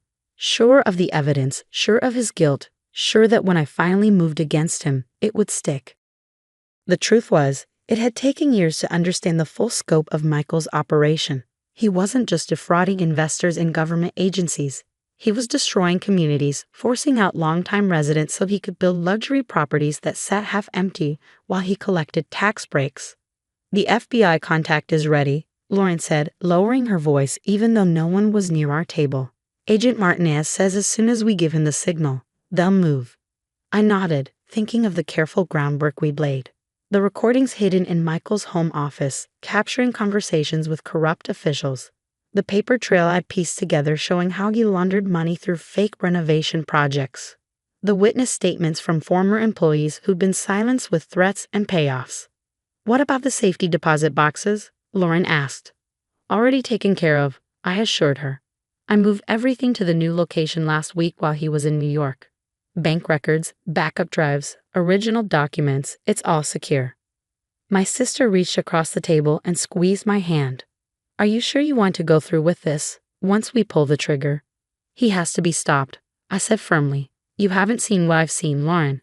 The families displaced by his developments, the small businesses forced to close, the lives he's ruined while he sits in his penthouse counting his millions. Lauren nodded, understanding in her eyes. She'd been my confidant through all of this, helping me gather evidence, providing technical support, being my sounding board when the weight of it all became too heavy. The Anderson dinner tonight, she said thoughtfully. That's perfect timing, actually. Half the city's power players will be there. I smiled slightly, already seeing the possibilities. Michael loved these dinners, loved holding court among Boston's elite. He'd never suspect that his perfectly coiffed wife was about to bring his entire empire crashing down. I better go get ready then, I said, standing up. Wouldn't want to disappoint my husband by being late to his important dinner. Back at the penthouse, I took my time getting ready. The blue versus dress Michael had specified hung in my closet, a $12,000 piece of fabric that was supposed to show off his wealth and taste. I slipped it on, carefully applied my makeup, and fastened my grandmother's locket around my neck. In the mirror, I looked exactly like what Michael thought I was, the beautiful, compliant wife who knew her place. The perfect accessory to his carefully crafted image. If he'd ever bothered to really know me, he might have wondered why I always insisted on handling the seating arrangements for his business dinners. Why I volunteered to organize his charitable foundation's documents. Why I spent so much time in his home office, supposedly planning social events. But Michael saw what he wanted to see, and tonight that blindness would be his undoing. The Andersons' dining room was filled with the quiet murmur of Boston's elite when Michael and I arrived. Robert Anderson's mansion in Beacon Hill was the perfect setting for what was about to unfold. Old money, old power, and enough ego in one room to float a yacht. Rebecca, darling. Sarah Anderson air-kissed my cheeks. That dress is divine. Michael always makes sure you're the most beautiful woman in the room. I smiled, letting the backhanded compliment roll off me. You're too kind. I love what you've done with the place. The new chandelier is exquisite. As we moved through the crowd, I felt Michael's hand on my lower back, steering me towards specific groups. This was our usual dance. He'd talk business while I played the charming wife, laughing at the right moments, making sure everyone's glasses stayed full. Sterling. Commissioner Davis boomed, extending his hand to Michael. Just got the paperwork for the Riverside project. Everything looks in order. I watched Michael's face carefully as he shook the commissioner's hand. The Riverside project, his latest scheme to turn a historic waterfront neighborhood into luxury condos. The paperwork he'd submitted showed a $100 million investment. The real numbers, safely documented in my files, showed something very different. Excellent, Michael said smoothly. The city won't regret supporting this development. It'll transform the whole area. That's what we're afraid of, a quiet voice said from behind us. Elena Martinez stood there, elegant in a simple black dress. To everyone else, she was just another guest, the wife of a prominent real estate attorney. Only I knew she was actually FBI Special Agent Martinez, and this dinner was no coincidence. Michael's smile tightened slightly. Mrs. Martinez, I wasn't aware you and James would be here tonight. Sarah and I serve on a historical preservation board together, Alana said pleasantly. We're quite concerned about the fate of some of our older buildings. So many unfortunate accidents lately. I felt Michael's hand tighten on my waist. Those accidents had helped him acquire prime properties at fraction of their value, after which the historical protection orders mysteriously disappeared. Progress requires change, he said dismissively. Rebecca, why don't you get me a fresh drink? I nodded obediently and headed toward the bar, but instead of ordering, I slipped into the powder room and pulled out my phone. A text from Lauren was waiting. Teams in position. Just say the word. My hands trembled slightly as I replied, now. When I returned to the dining room, everything appeared normal. Guests were taking their seats, servers were pouring wine, and Michael was holding court at the head of the table, explaining his latest development plans to an admiring audience. I sat down beside him, accepting a glass of wine from a server. Any moment now. Right on cue, phones around the table began buzzing. I watched as people pulled them out, faces changing as they read the breaking news alerts. My God, Robert Anderson said from across the table. Michael, is this true? Michael frowned, reaching for his own phone. I saw the exact moment he read the headline. Sterling gewild under federal investigation for massive fraudulence. The color drained from his face as he scrolled through the article. The Boston Globe had done their job well, laying out years of fraudulent dealings backed by documents and witness statements. His careful house of cards was about to collapse. This is ridiculous, he sputtered, looking around the table. Obviously some sort of mistake. Is it? Elena Martinez stood up, pulling out her badge. Michael Sterling, I'm Special Agent Martinez with the FBI. We have a warrant for your arrest on multiple counts of wire fraud, money laundering, and conspiracy. The dining room erupted in chaos as more agents entered. I sat quietly, sipping my wine as Michael was read his rights in front of Boston's most influential citizens. You? He turned to me, realization dawning in his eyes. You did this. I met his gaze calmly. No, Michael. You did this. I just made sure everyone would know about it. You stupid bitch, he snarled, lunging toward me. But agents quickly restrained him. You think you can understand my business? You're nothing but a trophy wife. I finished for him, standing up. That's what you wanted, isn't it? Someone beautiful and seemingly simple who wouldn't ask questions about where the money came from or why those historic buildings kept having convenient accidents. I reached for my locket, opening it to reveal the empty space where the flash drive had been. But you never bothered to look past the surface. Never wondered why I was so interested in handling your paperwork, organizing your files. You just assumed I was decorative, like everything else in your life. The room had gone silent, watching the scene unfold. I could see the moment it hit him, every private conversation in his office, every meeting with corrupt officials, every deal he thought was safely hidden. I'd been there, watching, documenting, building the case that would bring him down. Mrs. Sterling, Agent Martinez said formally, we'll need you to come in tomorrow to make a formal statement. I nodded, gathering my clutch. Of course. I have all the documentation you'll need. Bank records, property assessments, evidence of bribes. 8 years worth. 8 years. Michael's voice was barely a whisper. You've been planning this for 8 years? No, I corrected him. I've been gathering evidence for 8 years.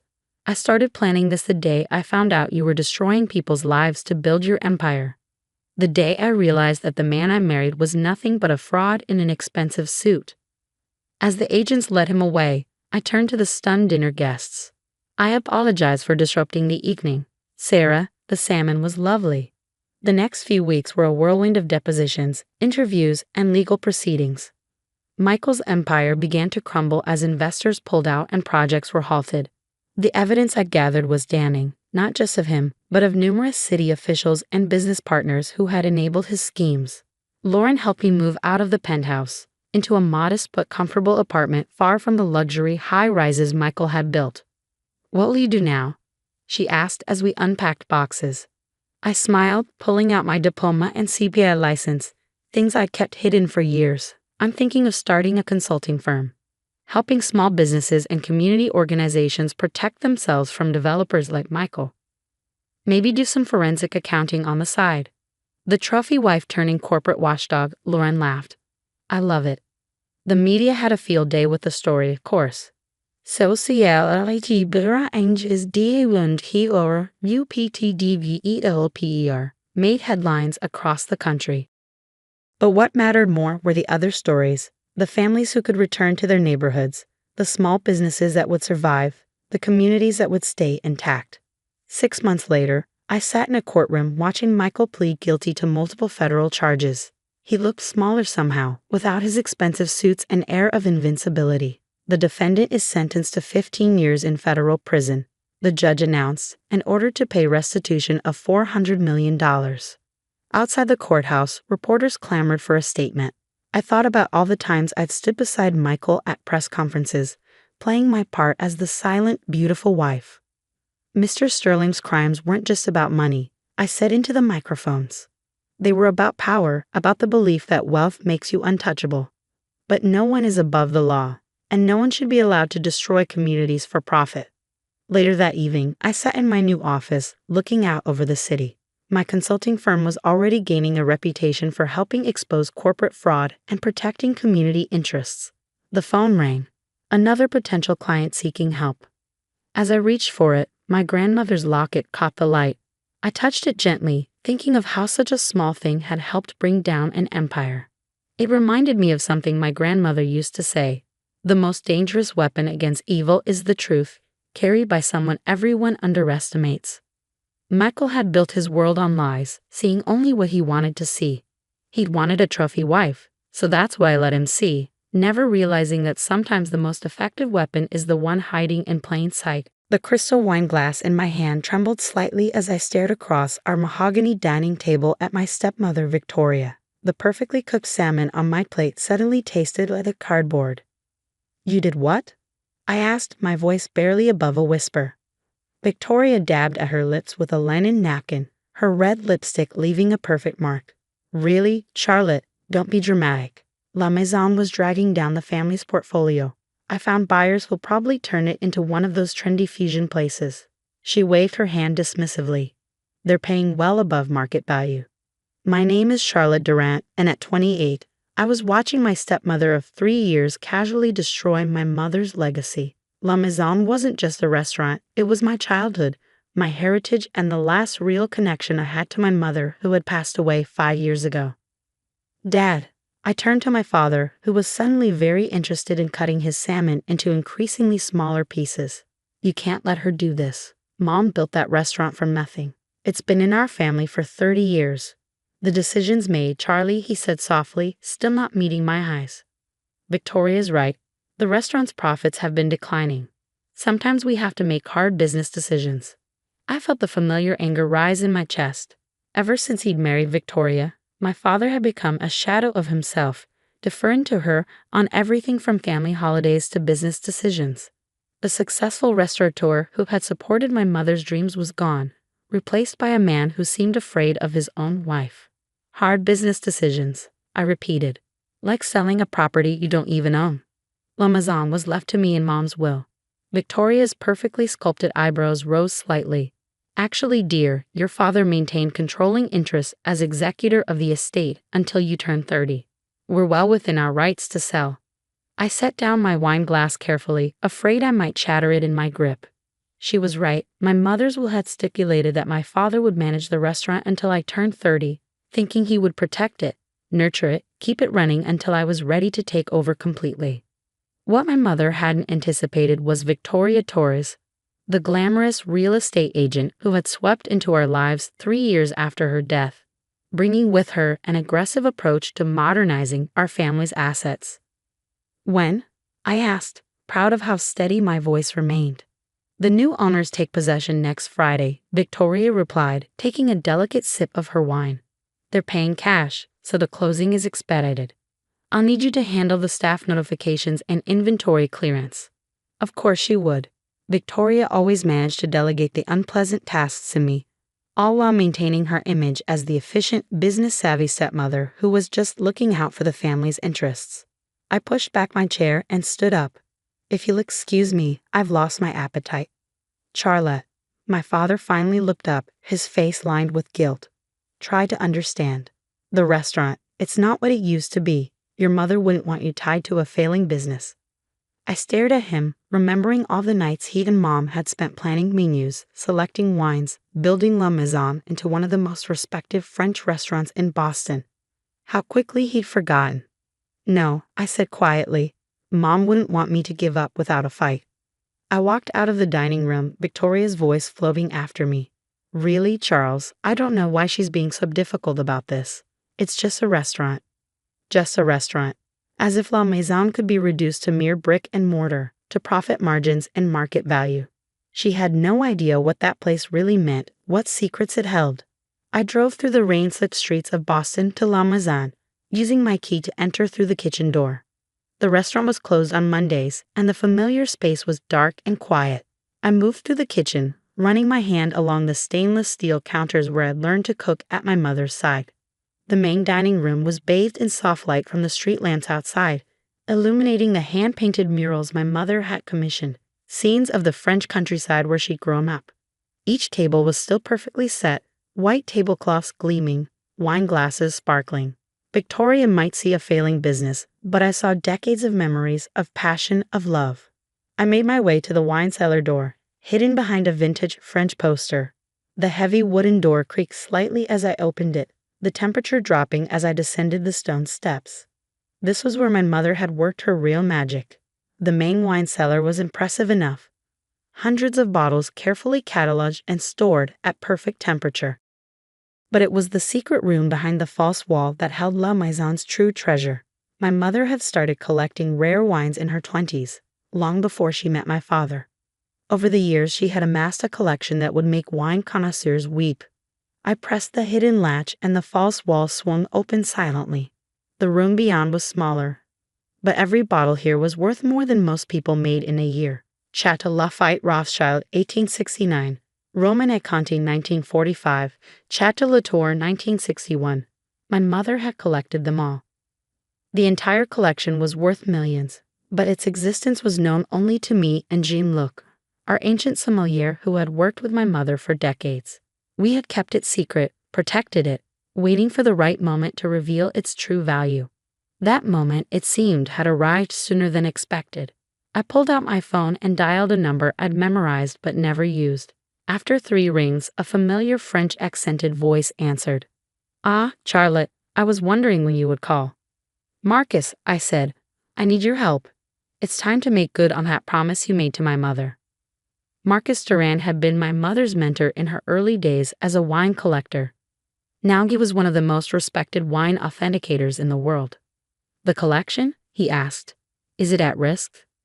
Victoria is selling the restaurant. We have less than a week. He was quiet for a moment. I can be there tomorrow morning. Have Jean-Luc prepare the documentation. After hanging up, I sent a text to Jean-Luc. It's happening. Meet me at the restaurant tomorrow at 8 a.m. Then I sat down on the cool stone floor, surrounded by millions of dollars worth of wine, and finally let myself cry. Not just for the restaurant, but for my mother, for the legacy she built, for the father who seemed to have forgotten what any of it meant. My phone buzzed. A text from my best friend and La Maison's head chef. Sophie, just heard from the staff. That witch is really selling us out. Not if I can help it, I replied. Meeting tomorrow at 8 a.m. We're activating Plan B. Sophie and I had been preparing for something like this ever since Victoria had started making noise about streamlining the family's assets. We had backups of all the restaurant's records, copies of my mother's original recipes, and most importantly, a list of loyal customers who would be very interested to learn about Victoria's plans. I stood up, brushing off my pants and taking one last look at the hidden wine room. My mother had always said that timing was everything, in cooking, in wine, in life. Victoria thought she was selling a failing restaurant. She had no idea she was about to uncork a vintage scandal. The next morning, La Maison's kitchen was alive with tension. Sophie stood at her usual place by the stove, but instead of preparing for service, she was reviewing documents with Jean-Luc. Marcus had arrived from New York, his expert's eye already gleaming at the prospect of examining the collection. "The documentation is perfect," Jean-Luc said, his weathered hands smoothing out the papers on the steel prep table. "Your mother kept records of every purchase, every authentication. The provenance is undeniable." Marcus nodded, adjusting his wire-rimmed glasses. "And you've maintained perfect temperature control. The humidity levels." "Exactly as Madame Durant specified," Jean-Luc replied. "For 25 years, I have not deviated from her instructions by even 1 degree. "Then let's see them," Marcus said. I led the small group down to the cellar, watching their faces as I revealed the hidden room. Even Sophie, who had known about its existence, gasped at the sight of so many legendary wines in one place. Marcus moved through the collection with reverence, examining bottles, checking labels, making notes. After an hour, he turned to me with an expression of barely contained excitement. "Charlotte, this is extraordinary. The 1869 Lafite alone would fetch over $230,000 at auction. The entire collection." He paused, making some quick calculations. "Conservatively, we're looking at $8 to $10 million. Sophie whistled softly. "No wonder your mother kept this secret." "And the buyers Victoria found," I said. "They have no idea this exists." "Impossible," Jean-Luc scoffed. "The false wall does not appear in any building plans. Only those Madame trusted knew of its existence." I smiled grimly. "Perfect. Sophie, is everyone here?" She nodded. "The whole staff is waiting upstairs. They're scared, Charlotte. This place is their home too." We gathered in the main dining room. The servers, line cooks, dishwashers, everyone who had helped make La Maison special. Many had worked here for decades, hired by my mother when the restaurant was just starting out. "I know you're worried," I began, looking at their familiar faces. "But I promise you, La Maison isn't going anywhere. Victoria thinks she's selling a struggling restaurant. What she doesn't know is that we're about to make her an offer she can't legally refuse." I explained the plan, watching hope replace fear in their eyes. By the time I finished, there was a new energy in the room, a sense of purpose. "What do you need us to do?" Maria, our longest-serving server, asked. "For now, business as usual. But be ready. When this breaks, it's going to get complicated." The next few days were a blur of preparation. Marcus worked with an art security firm to document and value every bottle. Jean-Luc compiled years of temperature and humidity logs. Sophie coordinated with our suppliers and regular customers, ensuring everyone was prepared for what was coming. The night before the sale was set to close, I sat in my mother's old office, looking at her photograph on the wall. She was standing in front of La Maison on opening night, young and beautiful and full of dreams. My phone buzzed. Victoria calling for the 3rd time that day. I let it go to voicemail, already knowing what she wanted. She'd been trying to get me to sign some last-minute paperwork, probably trying to legally protect herself. The next morning, I arrived at the restaurant early. Victoria was already there with the buyers, a pair of sleek entrepreneurs in expensive suits who looked like they'd never worked in a kitchen in their lives. "Charlotte," Victoria said with fake warmth. "Good you're here. We just need your signature on a few things before we finish up." I smiled, setting my briefcase on one of the dining tables. "Actually, I have something you all need to see first." The buyers looked confused as Marcus and Jean-Luc entered, carrying stacks of documentation. Victoria's smile faltered slightly. "What's this about?" "We have a closing scheduled." "Yes," I cut her off. "About that. Did you disclose the wine cellar in the sale documents?" She waved dismissively. "Of course. The wine inventory is included. Not that wine cellar, I said quietly. The other one. The color drained from her face as I led everyone downstairs. The buyer's expressions changed from annoyance to amazement as the hidden room was revealed. Marcus began his presentation, discussing the value and rarity of each bottle. This collection, he concluded, represents one of the finest private wine collections in the world. Its total value exceeds $9 million. Victoria's perfectly manicured hands were shaking. This is ridiculous. Charles never mentioned. Because he didn't know, I said. Mom kept this separate from the family assets. It belongs solely to me, as specified in a separate trust document. I pulled out the paperwork my mother's lawyer had helped me locate. If you sell La Maison, you're also liable for the value of this collection, which was never included in the sale price. The buyers were already backing away, realizing the deal was about to get much more complicated. Victoria's face had turned an interesting shade of red. You planned this, she hissed. You let me arrange this sale knowing you had no right to sell my mother's restaurant in the first place? I finished. Yes, I did. Just like you planned to sell this place out from under me before I turned 30. My father chose that moment to appear at the cellar entrance, his face a mix of shock and something else. Was it pride? Charlie, he said softly. The collection, your mother never told me. She wanted to protect it, I replied. She wanted to make sure I would always have a choice about my future, that I couldn't be forced to give up her dream.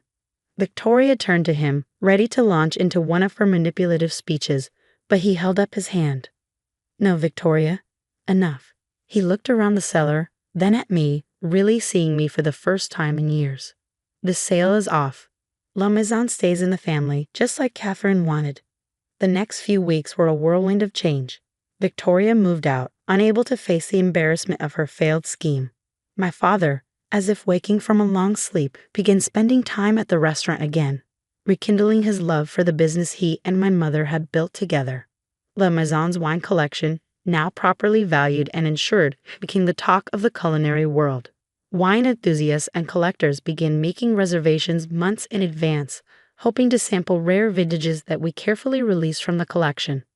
One evening, as I sat at the bar after closing, Sophie brought out a bottle from the secret cellar, a 1982 Bordeaux that had been my mother's favorite.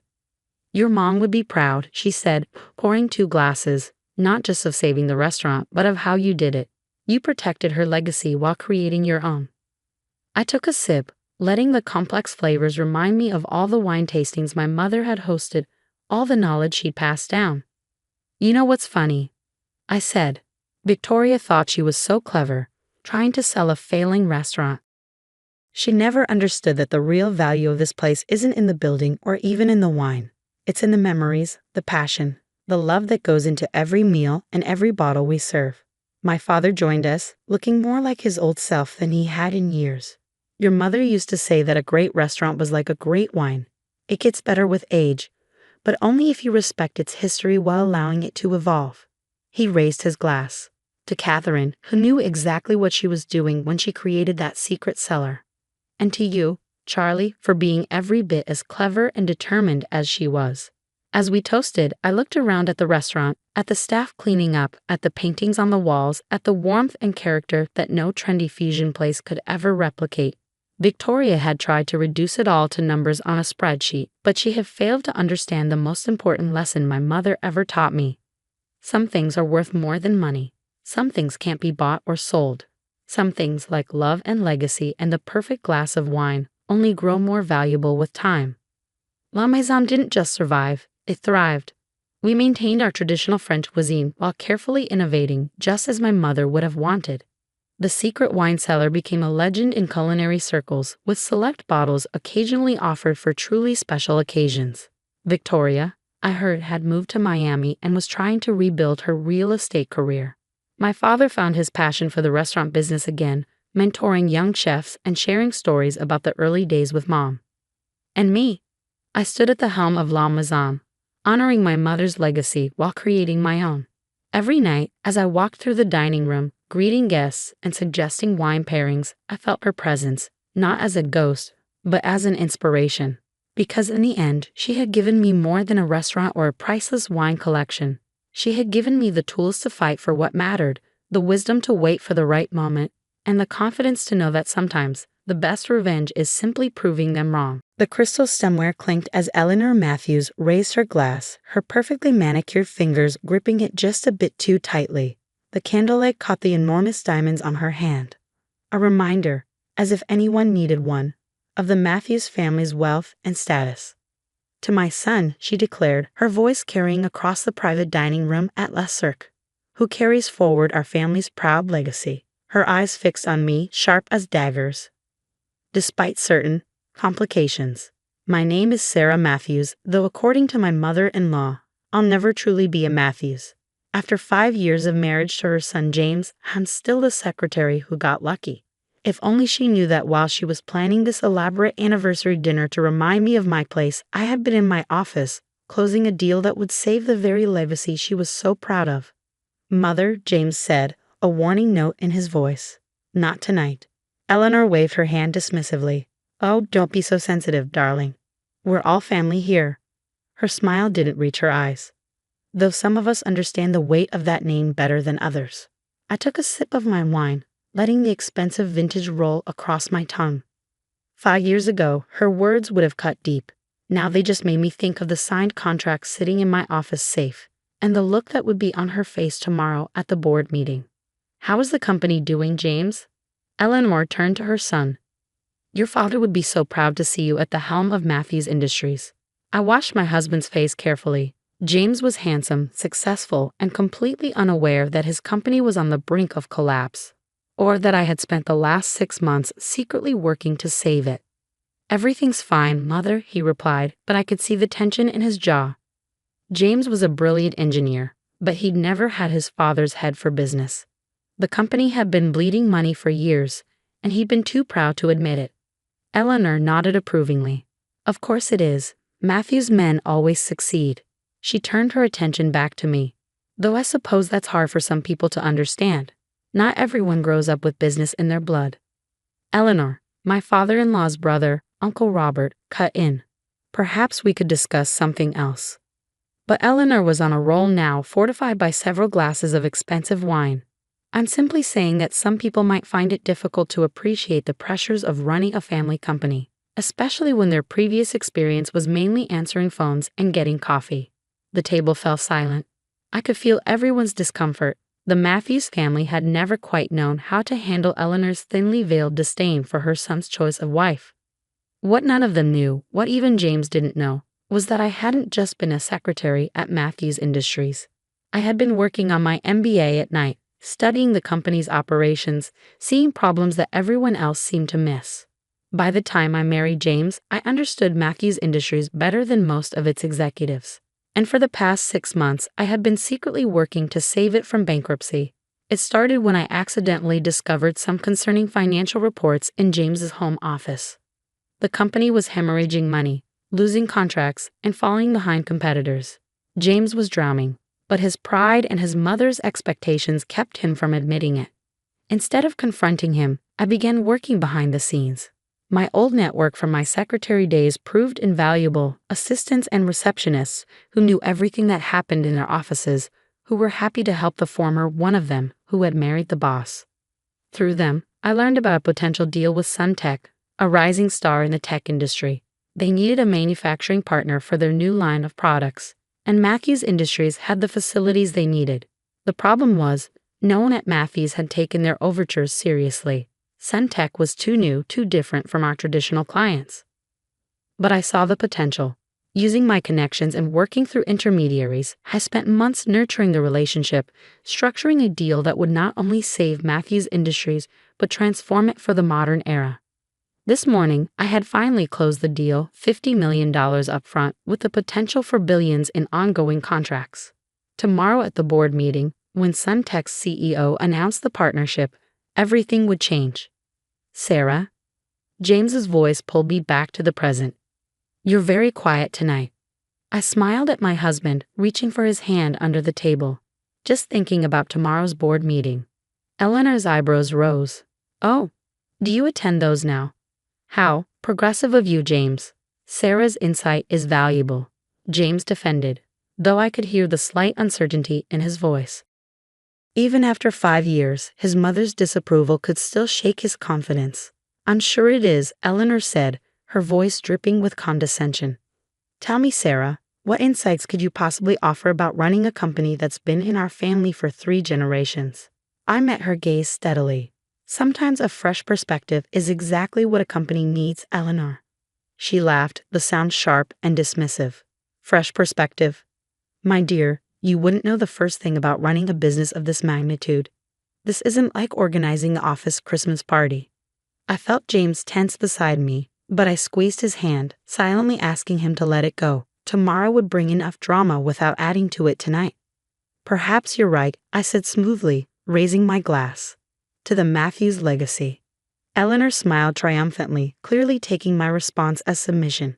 As she noticed the slight curve of my lips, the quiet confidence in my eyes, she dismissed it as the wishful thinking of a social climber who had married above her station. The rest of the dinner passed in a blur of subtle jabs and backhanded compliments. Eleanor held court, reminiscing about the glory days of Matthews Industries, when her husband William had turned it into one of the largest manufacturing companies in the country. "Your father had such vision," she told James. "He could spot an opportunity a mile away. That's the Matthews instinct, something that can't be learned in some community college course." Another pointed look in my direction. I thought about the contracts in my office, about the months of careful negotiation, about the future I had secured for the company while they were all clinging to the past. Tomorrow couldn't come soon enough. After dinner, as we waited for the valet to bring our car, James pulled me close. "I'm sorry about Mother," he said softly. "You know how she gets." "It's fine," I assured him, straightening his tie. "Nothing she says matters." He studied my face. "You seem different lately. More confident. Like you know something the rest of us don't." I smiled, thinking of the board meeting tomorrow. "Maybe I do. Care to share?" "All in good time," I said, kissing him lightly. "Just promise me you'll be at the board meeting tomorrow. Don't let anything keep you away." He looked puzzled but nodded. "Of course. Though I don't know why it's so important. It's just another quarterly review." If he noticed my slight smile, he didn't mention it. That night, as James slept beside me, I stayed awake, reviewing the events that had led to this moment. I thought about my first day at Matthews Industries, a fresh-faced secretary with an MBA dream. How Eleanor had walked past my desk every morning without so much as a glance in my direction. How James had been different, actually seeing me, appreciating my insights, falling in love with me despite his mother's opposition. I thought about the day I discovered how bad things really were at the company. The shock of seeing the true financial statements, the realization that the company's proud legacy was about to come crashing down. The decision to act, to save not just the company but my husband from the weight of failure. Tomorrow would change everything. The question was, would they be ready for it? My phone buzzed softly. A text from Angela, Suntex CEO. "Everything set for tomorrow. Can't wait to see their faces." I smiled in the darkness. Angela had become more than just a business partner over the months of negotiation. She understood what it was like to be underestimated, to have to prove yourself in a world that had already decided what you were worth. "Get ready for a show," I texted back. The Matthews Industries boardroom was impressive by design. 40 stories up, with floor-to-ceiling windows overlooking the city, it was meant to intimidate. The massive mahogany table, the leather chairs, the portraits of past CEOs lining the walls. Everything screamed old money, established power. I arrived early, watching the morning sun paint the city gold. The contracts were safely stored in my briefcase, along with a presentation that would change everything. James had already left for his usual morning meetings, completely unaware of what was coming. Eleanor arrived exactly 10 minutes before the meeting was scheduled to begin, wearing her trademark Channel suit and an expression of barely concealed disdain when she saw me. "Sarah, don't tell me you're actually staying for the board meeting." She made it sound like I was planning to crash a private club. "Of course," I replied calmly. "I wouldn't miss it." She sighed dramatically. "Really, James needs to set better boundaries. These meetings are for actual board members and executives, not—" She waved her hand dismissively, "family observers." Before I could respond, the other board members began filing in. I recognized them all. The old guard who had run Matthews Industries with William, who still saw me as a secretary who had somehow snared the boss's son. James arrived last, looking slightly harried. Sorry, got caught up in the R&D meeting. What's on the agenda for today? Theodore Wells, the CFO, cleared his throat. Actually, we have some concerning matters to discuss regarding the company's financial position. Before we get to that, I interrupted smoothly, standing up. There's something else that needs to be addressed. Eleanor's eyes narrowed. Sarah, dear, this really isn't the time for whatever this is. Actually, Eleanor, this is exactly the time. I moved to the front of the room, pulling out my laptop and connecting it to the display screen. You see, I've been working on something for the past 6 months. Something that's going to change everything for Matthews Industries. The room fell silent as I pulled up the first slide. Charts showing the company's declining revenues, lost contracts, mounting debts, everything they have been trying to hide. What is this? James asked, his voice tight. Sarah, how did you get these numbers? I finished for him. I've always had access to them, James. I've been watching our company slowly die while everyone in this room pretended everything was fine. Eleanor stood up, her face flushed with anger. This is outrageous. You had no right to access these documents. James, are you going to let your wife? Mother. James cut in, staring at the screen. These numbers, are they accurate? Theodore shifted uncomfortably. Yes, we've been trying to find a way to tell you. The situation is quite serious. I clicked to the next slide. 6 months ago, I started working on a solution. Something that would not only save Matthews Industries but transform it for the future. The boardroom door opened and Angela Chen walked in, followed by her executive team.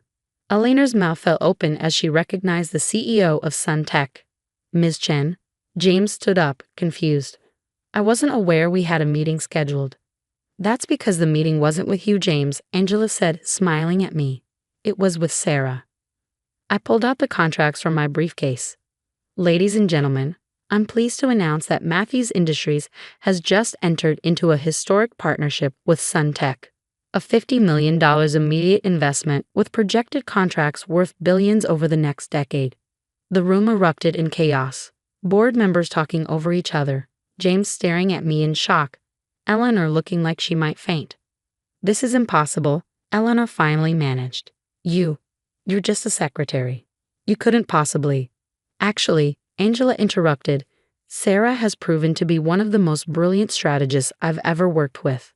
She saw the potential for this partnership months ago, when everyone else was too caught up in the past to see the future. I distributed copies of the contracts. The deal is already signed. Sun Tech gets the manufacturing capability they need, and Matthews Industries gets the innovation and capital it desperately needs. A perfect partnership. James was reading through the contract, his expression a mix of amazement and something else. Pride, maybe. Sarah, this is incredible. But why didn't you tell me? I moved to stand beside him. Because you needed to be protected. If the deal hadn't worked out, if I had failed, no one would have known how close we came to losing everything. Your reputation would have been safe. Protected. Eleanor scoffed, though her voice wavered.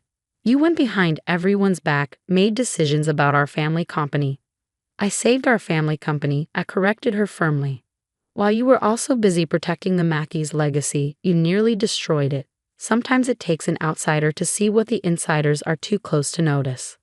The board members were murmuring amongst themselves, reviewing the contracts with growing excitement. The terms were excellent. I had negotiated from a position of knowledge rather than desperation, creating a deal that would benefit both companies. Angela stepped forward. I'd like to make another announcement. Given Sarah's extraordinary work on this deal and her clear vision for the future, Sun Tech would like to recommend her for a position on the Matthews Industries board. Eleanor made a choking sound. This is absurd. She's not qualified. Actually, Theodore interrupted, looking up from the contracts, looking at what she's accomplished here. I'd say she's more than qualified. This deal, it's brilliant. It saves us from bankruptcy while positioning us for growth we haven't seen in decades. James stood up, taking my hand. I second the nomination. My wife has proven she understands this company better than any of us. One by one, the board members voiced their agreement. Eleanor sat there, her face pale, as her carefully maintained world order crumbled around her. Well, I said, squeezing James's hand, I believe we should vote on it. All in favor? Every hand in the room went up, except Eleanor's. She stared at me, finally seeing me clearly for the first time. How? She whispered. All this time. Because you never bothered to look past what you thought you saw, I replied. You were so convinced I was just a secretary who got lucky that you never noticed I was actually a businesswoman who got smart. The rest of the meeting passed in a blur of discussions about integration plans and future strategies.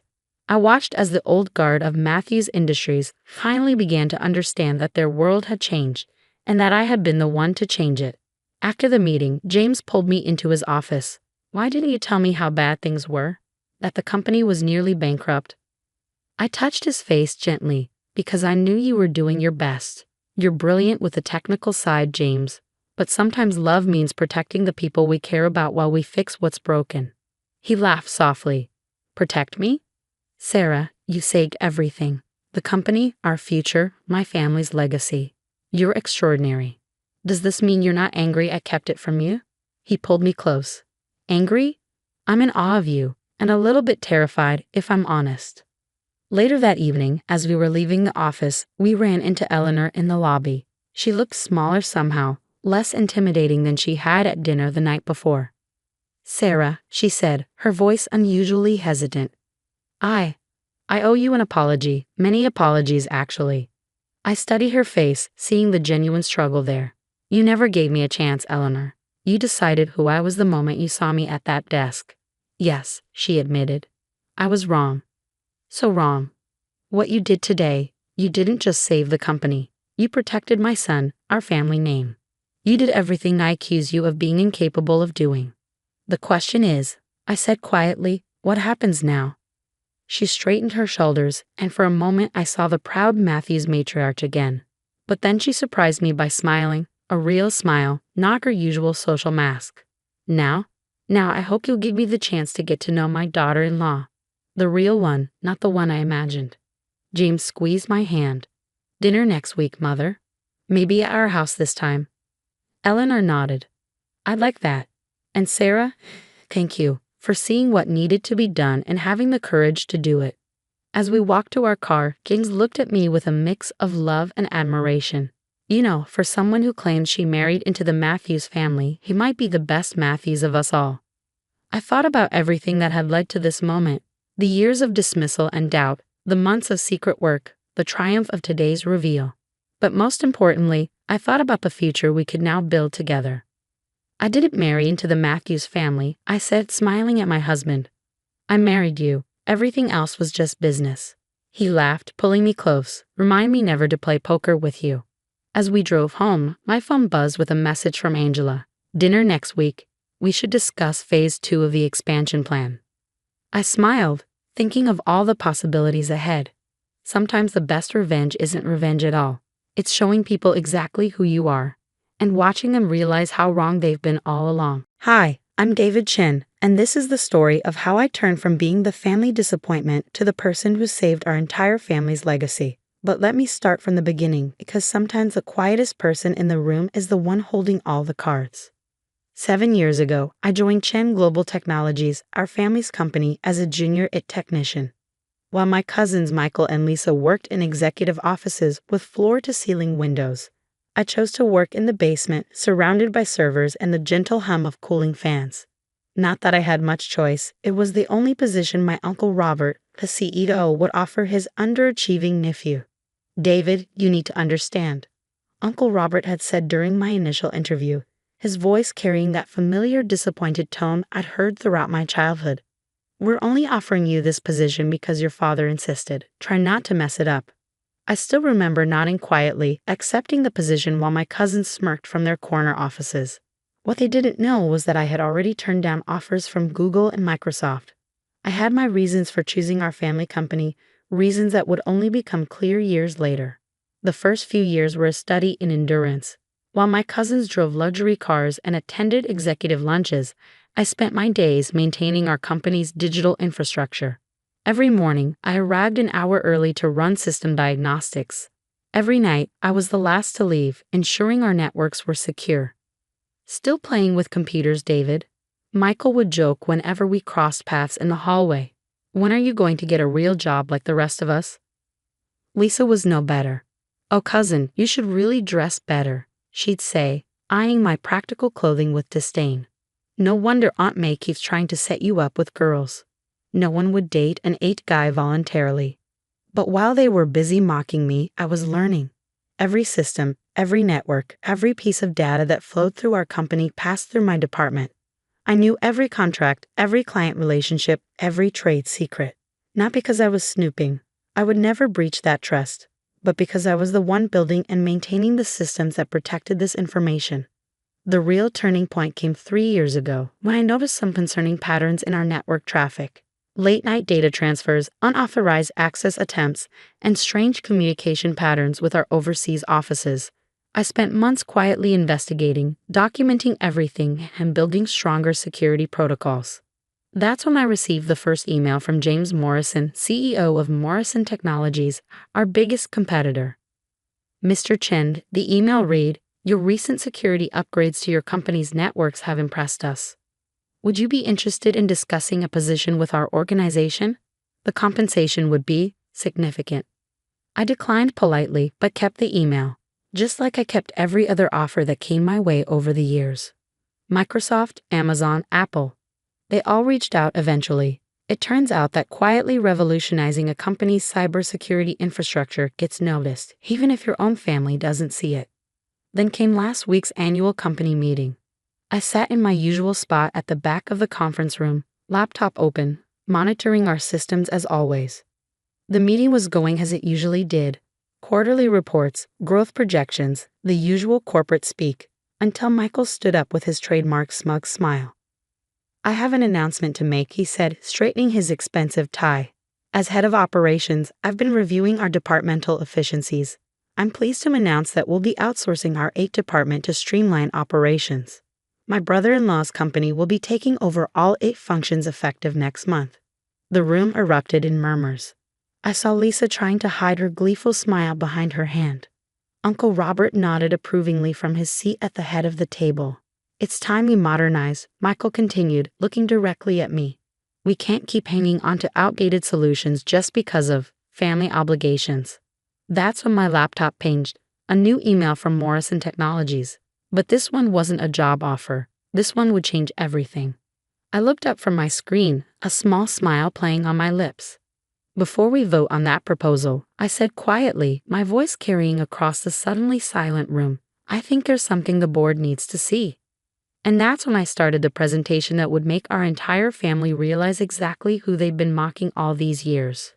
The conference room screen flickered to life as I connected my laptop. Michael's confident smirk wavered slightly. He'd never seen me speak up in a meeting before. "David," Uncle Robert's voice carried a warning tone. "We've already decided." "One moment, Uncle," I interrupted softly, pulling up the first email. "I received this message from James Morrison 10 minutes ago. I think everyone should hear what our biggest competitor has to say." The room fell silent as I projected the email onto the screen. "David, our surveillance indicates that Chen Global is planning to outsource its 8 department. Before you proceed with any transitions, I feel obligated to warn you about Maxwell Solutions, your proposed new AT provider. They've been compromised. The ransomware attack that crippled Stanford Industries last month, that was through Maxwell. There's a security breach waiting to happen. As a professional courtesy, given our past discussions, I wanted you to know. Regards, James Morrison, CEO, Morrison Technologies." Michael's face had lost some of its color. "This is ridiculous," he sputtered. "You're making this up. Maxwell Solutions has an excellent reputation." I clicked to the next slide, displaying a series of network traces and security logs. "These are the attack patterns from the Stanford Industries breach," I explained, my voice remaining calm. "And these," I switched to another screen, "are the current network patterns from Maxwell Solutions. The signature matches. They're already compromised." Lisa stood up, her designer heels clicking against the floor. "This is just David trying to save his job. He's always been jealous of our success."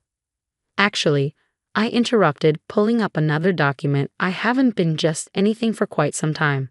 I displayed a series of emails from tech giants, Google, Amazon, Microsoft, all with 7-figure job offers. I've turned down 37 high-level positions in the past 5 years. But that's not important right now. I switched to another screen, showing a complex network diagram. What is important is that over the past 7 years, I've built a proprietary security system that protects not just our data, but our entire business operation. It's why we've never had a successful cyber attack, while our competitors have lost millions to breaches. Uncle Robert leaned forward, his expression changing from dismissive to concerned. What exactly are you saying, David? I took a deep breath. This was the moment I'd been preparing for. 3 things. First, Maxwell Solutions is compromised, and if we outsource to them, we'll lose everything within 6 months. Second, our current security system, the one I built, is worth approximately $300 million on the open market. Morrison Technologies offered to buy it last year. The room erupted in chaos. 300 million? Even Michael looked shocked. And third, I continued, my voice cutting through the noise. I discovered something else while building these systems. Something about what really happened to those missing funds from the pension account 5 years ago. Michael's face went from pale to ghost white. Lisa dropped her phone. Uncle Robert gripped the arms of his chair so hard his knuckles turned white. You see, I continued, pulling up another series of documents. When you build the security systems, you see everything. Every transaction, every deleted email, every hidden account. I never went looking for this information, but as the system administrator, it was my job to protect it. I clicked to the next slide, showing a series of transaction records. 5 years ago, $50 million disappeared from our employee pension fund. The official story was that it was lost in a bad investment. The truth is, and that's when the real bombshells started dropping, one by one, revealing secrets that would tear apart the carefully constructed lies my family had built their success upon. The conference room had gone deathly quiet as I displayed the transaction records on the screen. Every transfer, every hidden account, every falsified document, all meticulously organized and annotated. On March 15, 2019, I continued, my voice steady. Exactly $50 million was transferred from the pension fund through a series of shell companies. The money was eventually split 3 ways. I clicked through the slides. $20 million to an account in the Cayman Islands under the name Chen Ventures. That's you, Michael. $20 million to Lisa Chen International in Switzerland, and $10 million to a holding company controlled by Uncle Robert. Michael jumped to his feet, his expensive suit wrinkled from his tight grip on the conference table. You had no right to access those records. This is corporate espionage. I smiled slightly. Actually, as the head of its security, it was literally my job to monitor and protect all company transactions. Every action I took was within my legal authority and documented accordingly. Uncle Robert raised his hand, attempting to regain control of the situation. David, whatever you think you found, I'm sure there's a reasonable explanation. Like the explanation you gave the employees who lost their retirement savings? I interrupted, bringing up the next document. Or the explanation you gave the SEC when they investigated? The one where you blamed it all on a non-existent trader named Marcus Williams. Lisa's perfectly manicured nails drummed nervously on the table. What do you want, David? Money? A promotion? Name your price. I shook my head. This isn't about money.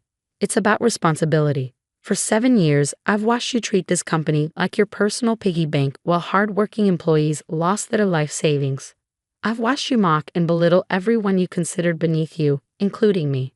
But most importantly, I've watched you destroy everything Grandfather Chen built. I clicked to the next slide, showing our grandfather's original company mission statement. Grandfather started this company with a vision of technological innovation that would help people. He believed in creating value, not just profit. He believed in taking care of employees, not stealing from them. The room was silent as the weight of their actions finally seemed to sink in. But I wasn't finished. So here's what's going to happen, I said, pulling up a new document. First, the pension fund will be fully restored with interest. I already prepared the transfer documents. Second, all 3 of you will resign from your positions, effective immediately. The board will appoint new leadership based on merit, not family connections.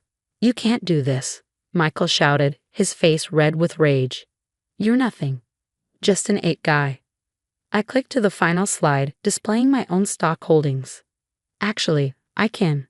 Over the past 7 years, While you were busy buying sports cars and vacation homes with stolen money, I was buying company stock.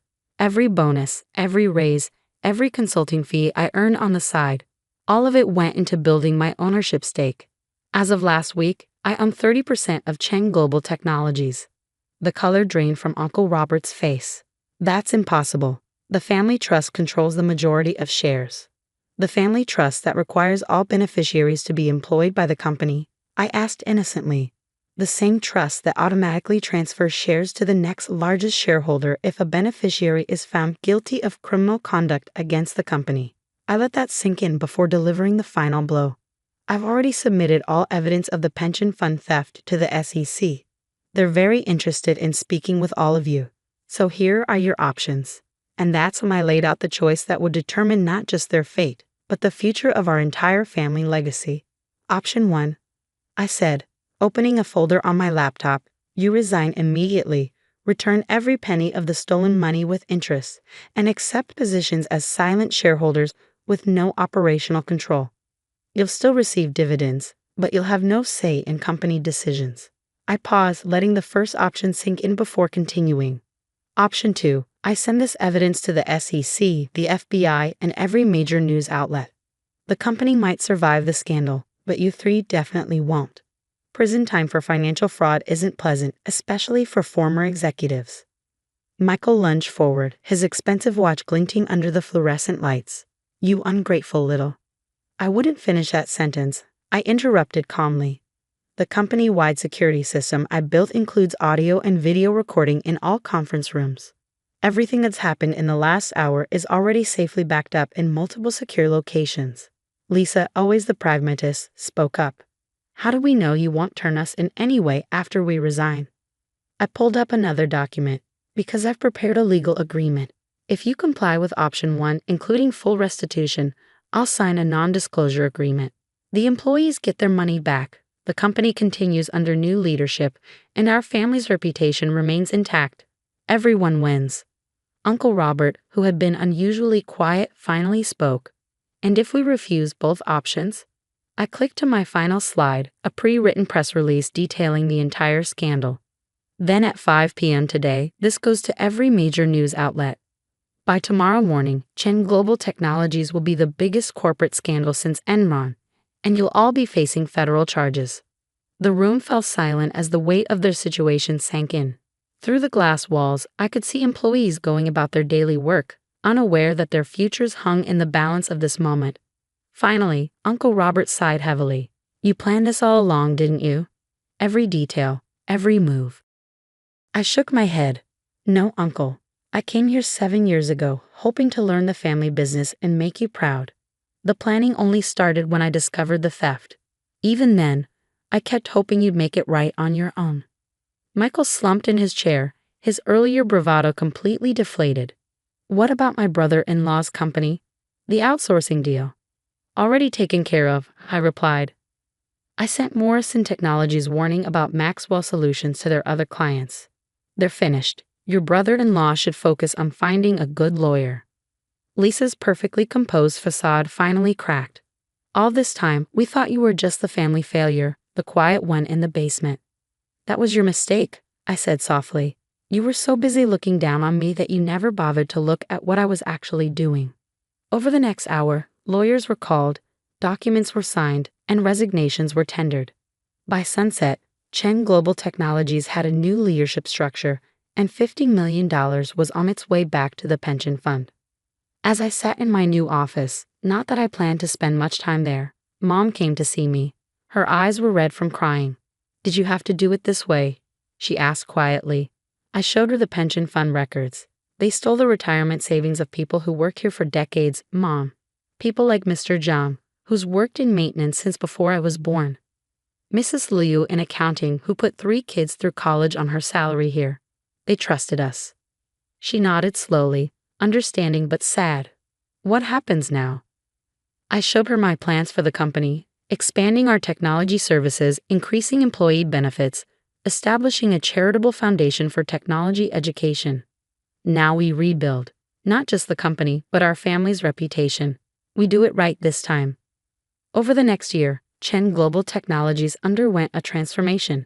Under new leadership, we doubled our market share and tripled our employee satisfaction ratings. Michael found a position with a small startup, humbled but hopefully wiser. Lisa opened a boutique consulting firm, finally working for her success instead of stealing it. Uncle Robert retired, spending his days trying to rebuild relationships with a family he had nearly destroyed. As for me, I still come to work early and leave late, but now it's because I love what we're building. Our company has returned to Grandfather Chen's original vision, using technology to help people while taking care of our employees. Sometimes, late at night in my office, I look at the old family photos on my wall and feel a twinge of sadness for what we lost. But then I remember the faces of our employees when we announced the return of their pension funds, the tears of joy and relief, and I know I made the right choice. Last week, I received an invitation to speak at a technology conference. The topic? Ethical leadership in the digital age. I accepted with a small smile, already planning my speech. After all, I have quite a story to tell. The company continues to thrive, but more importantly, we've restored our family's honor. Sometimes the quietest person in the room isn't just the smartest. They're the one with the strength to do what's right, no matter the personal cost. They say success is the best revenge, but I've learned that true success isn't about revenge at all. It's about responsibility, to your employees, to your family's legacy, and to yourself. In the end, the Just 8 guy turned out to be exactly who the company needed. And as I write this from my office, watching the sunset over the city, I'm reminded of something Grandfather Chen used to say. Honor in business is not just about making money, but about making a difference. I think he would be proud of what we've become. The company's future is bright, built on a foundation of integrity rather than deception. And that's a legacy worth protecting. I never intended to hide my success. Life has an uncanny way of revealing people's true colors when they believe you have nothing to offer. My name is Emma Chen, and I've always known that appearances can deceive. Growing up in a modest apartment above my parents' tiny grocery store in San Francisco's Chinatown, I watched them pour their lives into 14-hour workdays just to ensure there was food on our table and a chance for me to succeed. Their lessons shaped me. True worth isn't measured by wealth, but by character and determination. Emma, mai tin du shaiksin dijihui, my mother would say every morning as she straightened my collar, her hands worn from labor but tender as silk. Each day is a new opportunity. While my peers were playing video games or watching TV, I was helping stock shelves, learning inventory management, and poring over accounting books. My father's old calculator became my toy, and numbers my steadfast companion. But beyond the math, I absorbed the ethos of their work. Respect every customer, no matter what they could afford. Treat everyone like family, my father would say. You never know their story. Their sacrifices bore fruit when I earned a full scholarship to Stanford's business school. The day I received my acceptance letter, my mother cried, and my father closed the store early for the first time in 2 decades. We celebrated with a feast of dumplings and my mother's special red bean soup. At Stanford, I worked relentlessly, channeling the grit my parents had instilled in me. Between classes, I developed an innovative supply chain management system that caught the eye of Genesis Tech, a rising Silicon Valley powerhouse. Your algorithm could transform global distribution. Marcus Sterling, their CEO, said during my final presentation, "We'd love for you to join us after graduation." The offer was beyond anything I'd imagined. A senior position with significant stock options. But I surprised Marcus by requesting to start in operations instead, learning the business from the ground up, just like I had in my parents' store. Most people want to start at the top, Marcus remarked, his curiosity piqued. I want to earn it, I replied. How can I lead if I don't understand the foundations? Impressed, he agreed. Officially, I was Senior Vice President of Operations, but few colleagues knew my true title, a secret I preferred. That's how I met James. One rainy Tuesday morning in the company cafeteria, I was immersed in inventory reports when someone jostled my table, nearly spilling my coffee. Oh no, I'm so sorry. A tall man with kind eyes and a crooked tie scrambled to steady the cup. I swear, I'm usually more coordinated. Laughing, I replied, no harm done. I'm Emma. James Wilson. His warm smile tugged at something in me. Let me make it up to you. Coffee's on me. One coffee led to lunch, then dinner, and soon we were inseparable. James worked in marketing, his creative flair complementing my analytical nature. He loved hearing about my work in operations, always curious about my day. "You don't just see problems," he said one evening as we strolled along the bay. "You see solutions." When he proposed 6 months later, I said yes without hesitation. It wasn't until we began planning the wedding that I encountered his mother, Victoria Wilson. Our first meeting took place in their Pacific Heights mansion, a monument to old money. Victoria greeted me from atop a marble staircase, her demeanor icy. So, she began surveying me through designer glasses. "You work in operations?" She practically spat the word. "Yes," I said evenly, offering no further explanation. "And your parents?" "They own a grocery store in Chinatown." "Small business owners," she murmured, exchanging a look with her husband. "Well, everyone has to start somewhere." James squeezed my hand but said nothing. A red flag I chose to ignore. In the weeks leading up to our wedding, Victoria's subtle digs and overt meddling became routine. She dismissed my preferences as charmingly simple and insisted on orchestrating everything. "Darling," she'd say, patting my hand as if consoling a child, "leave it to those who understand these things." Even my wedding dress, a modern design with traditional Chinese accents, became a point of contention. "But dear, at the street, Francis, wouldn't you prefer something more appropriate?" "This is appropriate," I replied firmly. "It honors both cultures." She pursed her lips. "Well, I suppose it's your decision." Though James's first girlfriend, Caroline, always had such elegant taste. European, you know. James, yet again, said nothing. Despite Victoria's interference, the wedding was beautiful. My parents sat in the front row, tears glistening in their eyes. Meanwhile, Victoria held court, regaling her bridge club with tales of James' accomplished cousins.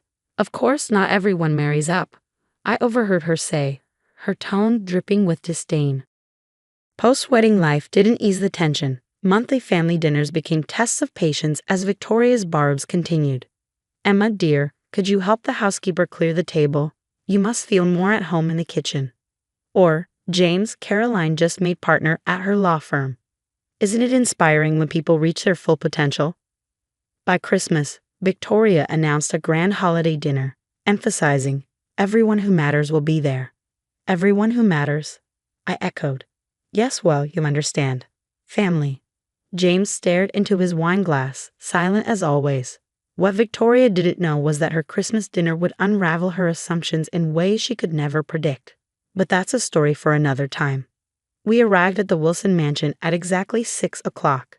True to form, Victoria had spared no expense. Thousands of twinkling white lights adorned the 3-story facade, and an enormous wreath with a gold bow graced the front door. Through the frosted windows, I glimpsed a dining room that looked like a luxury magazine spread, complete with towering floral arrangements and gleaming crystal. "James, Emma," Victoria greeted us, her smile just as polished and cold as the silverware inside. She wore an elegant designer gown, undoubtedly more expensive than what she imagined I earned in a year. "James, darling, everyone's gathered in the living room. Emma, perhaps you could lend a hand in the kitchen with the appetizers." "Mom," James began, but I touched his arm lightly. "It's fine," I said, my voice calm. Victoria's lips curled in a smug smile. "So considerate. That's what we love about her, isn't it, James? Always willing to pitch in." James offered a weak laugh and followed her into the living room, leaving me alone in the hallway. In the kitchen, I found Maria, the Wilsons' housekeeper of 15 years, commanding a small team with the precision of a general. When she spotted me, her warm smile reached her eyes. "Mrs. Emma, what are you doing in here? You're a guest." "Apparently not," I replied with a wry smile. Still, I rolled up my sleeves and began helping her arrange the smoked salmon canapes. The doorbell chimed again, followed by Victoria's delighted exclamations as more guests arrived. Among the voices, one stood out, Caroline. Of course, James' ex-girlfriend had somehow found her way onto the guest list. When it was time for dinner, Maria and I carried the appetizers into the formal dining room. The sight that greeted me was as grand as I'd imagined. A massive table set for 24, each place adorned with Waterford crystal and antique silver. Name cards, written in Victoria's flowing calligraphy, marked every seat. I walked the perimeter of the table, scanning for my name. It wasn't there. "Oh, Emma," Victoria's voice rang out, syrupy with fox concern. "We're just a bit tight on space at the main table. I'm sure you understand. Family comes first. Why don't we join Maria in the kitchen? You two seem to get along so well." The room fell silent. Every eye turned to me, some curious, others uncomfortable. Caroline's smirk was barely concealed behind her champagne glass. James's father, Richard, cleared his throat. "Perhaps we can fit another chair." "Nonsense," Victoria interrupted smoothly. "Emma understands. She's used to more casual settings." My cheeks burned, but I forced a neutral expression. Years of handling tough negotiations had taught me the value of composure. "Of course, Victoria. Whatever makes you comfortable." As I turned to leave, I caught James's gaze. He looked uneasy but said nothing. Something inside me hardened. Back in the kitchen, Maria wrung her hands. "Mrs. Emma, this isn't right. Let me speak to Mrs. Wilson." "It's fine," I said, pulling out my phone and sending a quick text. I sat at the small kitchen table and opened my laptop. "At least let me fix you a plate," Maria insisted. "Thank you, Maria, but I have some urgent work to handle. Major supply chain issue."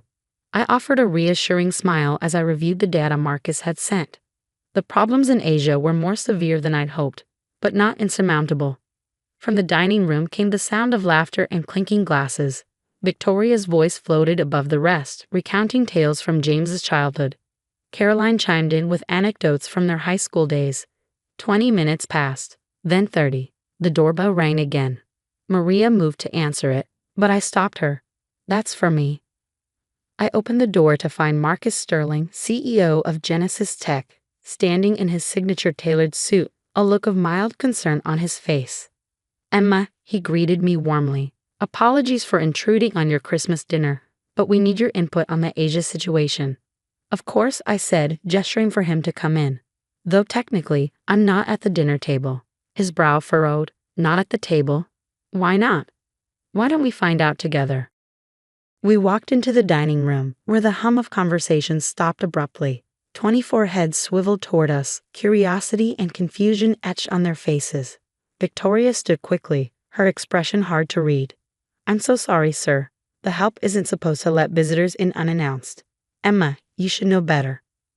Marcus blinked, then turned to me. "Help? I'm confused. Why is my senior vice president of operations eating in the kitchen?" The silence was deafening. Victoria's face drained of color. "Senior vice president?" "Yes," Marcus said, oblivious to, or perhaps enjoying, the tension. "Emma's leadership has been pivotal to Genesis Tech's success. Her supply chain system is groundbreaking. Surely her husband has mentioned her accomplishments." All eyes turned to James, who looked like he might faint. I didn't know," he stammered. "You never asked," I said quietly. Caroline's champagne flute slipped from her hand, shattering against the hardwood floor. No one moved to clean it up. But you work in operations," Victoria sputtered. "You said." "I do," I replied, my tone calm. "As the senior vice president, I chose to start at the ground level, just as my parents did in their modest grocery store." Marcus nodded approvingly. "Speaking of which, Emma, your mother's dumplings are extraordinary. The board loved them at our last meeting." Victoria collapsed into her chair, her shock plain. "Board meetings?" "Yes," Marcus continued. "Emma's one of our youngest board members. Her stock options alone are worth—" "Marcus," I interjected gently, "perhaps we should handle the Asia situation elsewhere. I wouldn't want to disrupt the family dinner." I turned to Victoria, my gaze steady. "Thank you for making my place in this family so abundantly clear. It's helped me make some important decisions." "Emma, wait," James said, finally standing. "We need to talk about this." "We do," I agreed. "But not tonight. Tonight, I have a company to run." As I left, I paused. "Oh, and Victoria, those dumplings you dismissed last month, they were a hit at our last gala, $200 per plate, quite the success with the governor." Marcus and I walked out into the crisp night air. As we approached his car, he glanced at me. "I've been wondering how long you'd let them treat you like that."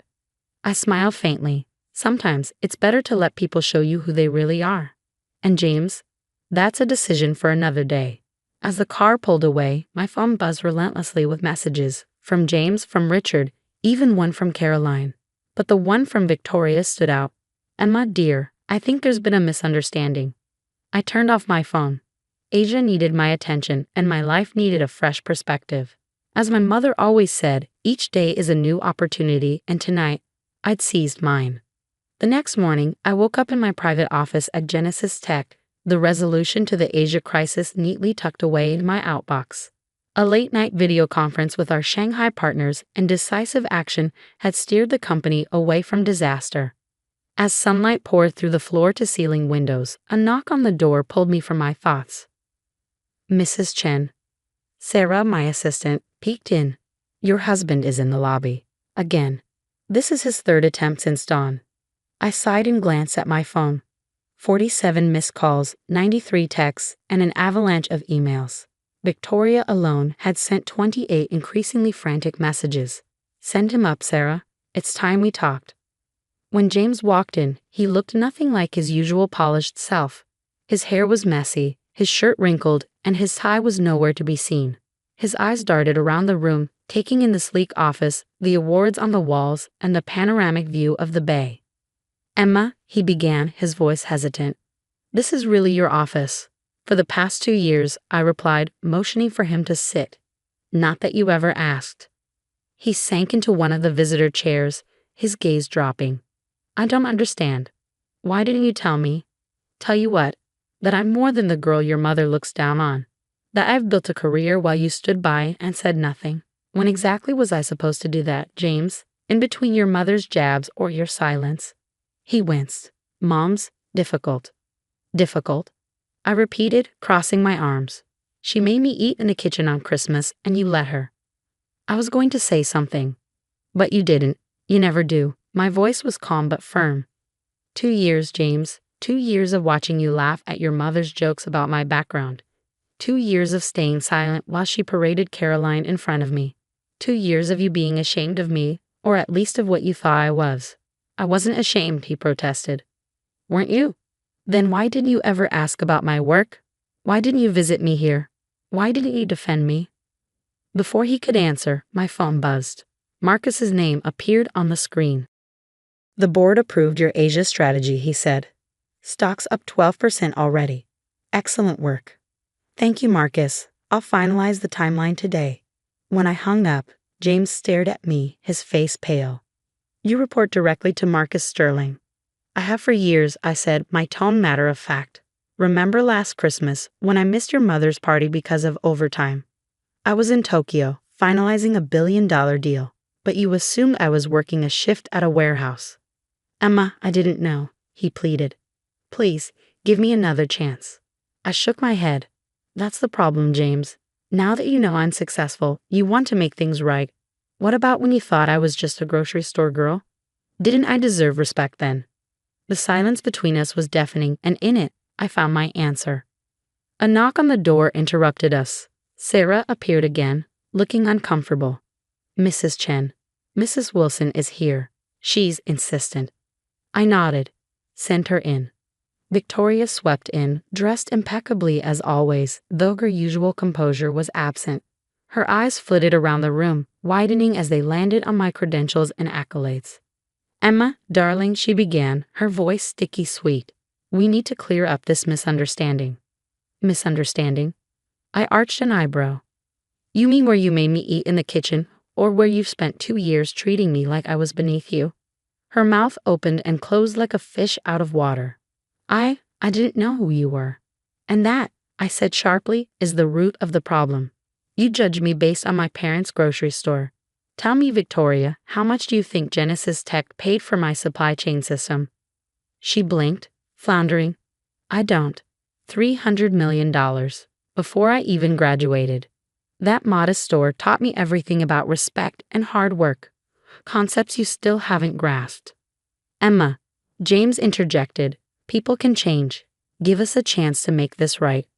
I opened my laptop, revealing an email from my lawyer. 2 years, James. Have given you plenty of chances. I met his gaze. I'm filing for divorce. Victoria gasped. You can't. Think of James's future. I am, and mine. I stood. The prenup you insisted on. It protects my assets as much as his. And the Pacific Heights mansion. I bought it last year. Check the property records. James sank back, stunned.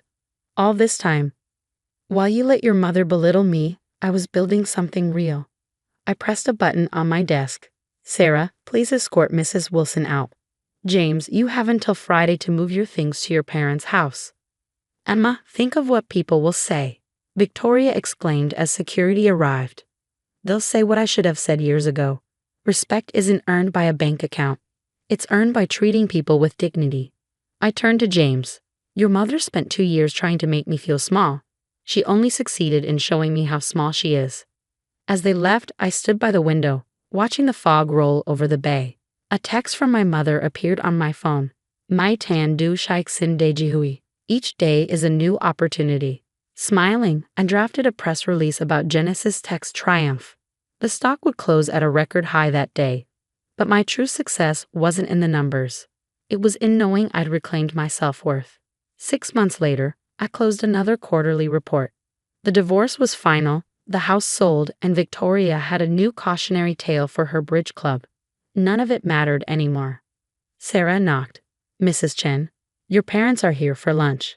I closed my laptop, smiling. Success isn't about proving others wrong. It's about proving yourself right.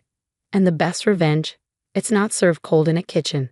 It's served in a corner office, surrounded by those who saw your worth all along. I never imagined my life would change so drastically. Growing up, my parents had been my rock, my constant support. We weren't wealthy, but we were happy. When I lost them in a tragic car accident just 2 years after my marriage to Liam, my world fell apart. Their absence left a void that I thought could never be filled. At first, Liam was supportive, holding me as I cried myself to sleep night after night. But things began to shift subtly, like a shadow creeping in at the edges of my life.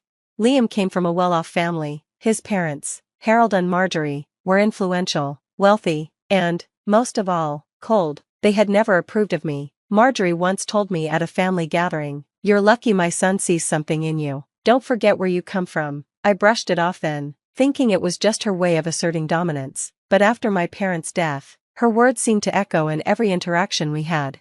Initially, I moved in with Liam's family temporarily while we searched for a new place. What started as temporary, though, turned into something far more sinister. Marjorie's disdain turned into outright hostility. She assigned me chores around the house as if I were the live-in maid. "If you're staying under this roof, you'll need to pull your weight," she'd say with a saccharine smile that barely masked her contempt.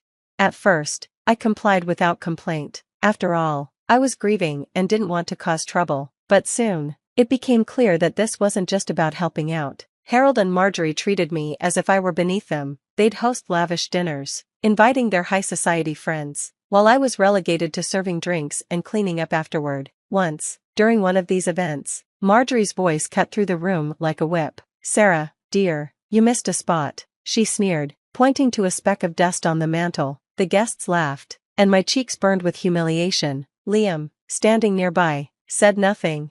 I tried to talk to Liam about it that night. "Your parents treat me like I'm their servant," I said, my voice trembling. He sighed, running a hand through his hair. "They're just old-fashioned. Sarah, don't take it personally. It's their house, after all." "Old-fashioned?" I repeated incredulously. "Liam, they're demeaning me. Can't you see that?" "Just let it go," he said, turning away. That was the beginning of the wedge that started to grow between us. One evening, Marjorie's friend, Evelyn, came over for tea. I was in the kitchen, preparing a tray, when I overheard their conversation. "Honestly, Marjorie," Evelyn said, "why does she even stay here? You'd think she'd have some pride." Marjorie's laugh was icy. "She has nowhere else to go. Poor thing, she's just lucky we're so charitable." The words cut through me like shards of glass. I wanted to march into the room and confront them, but I knew it would only make things worse. Instead, I stayed in the kitchen, gripping the edge of the counter until my knuckles turned white. As the months passed, their treatment grew worse. Harold would make snide comments about how people like me didn't understand the value of hard work, despite the fact that I had been juggling 2 jobs to help Liam through college before we got married. Marjorie, meanwhile, seemed to delight in finding new ways to humiliate me. Once, during a family dinner, she asked, "Sarah, do you even know which fork to use?" The table erupted in laughter, and I felt like sinking into the floor. But the breaking point came one fateful evening. Harold announced that his boss, Mr. Grant, would be coming over for dinner. "This is an important night," he said, looking pointedly at me. "Try not to embarrass us, Sarah." That night, as I set the table with trembling hands, I resolved to endure whatever insults came my way. For Liam's sake, I told myself, but deep down, a part of me wondered how much longer I could take it. Little did I know, that evening would change everything. As the months wore on, my situation with Thomas's family continued to worsen. Despite my best efforts to blend into their world and earn their respect, nothing I did seemed good enough. Each day blurred into the next, with tasks piling up and the disdain from my in-laws becoming more overt.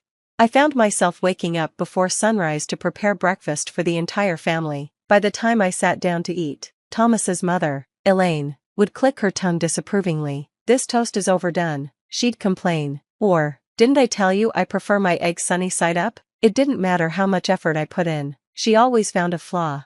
Thomas's father, Richard, wasn't much better. He often treated me like invisible help. If Elaine had guests over, Richard would bark at me to refill glasses or serve hors d'oeuvres, all while ignoring my existence otherwise. I felt like a stranger in the home I had once thought of as my refuge.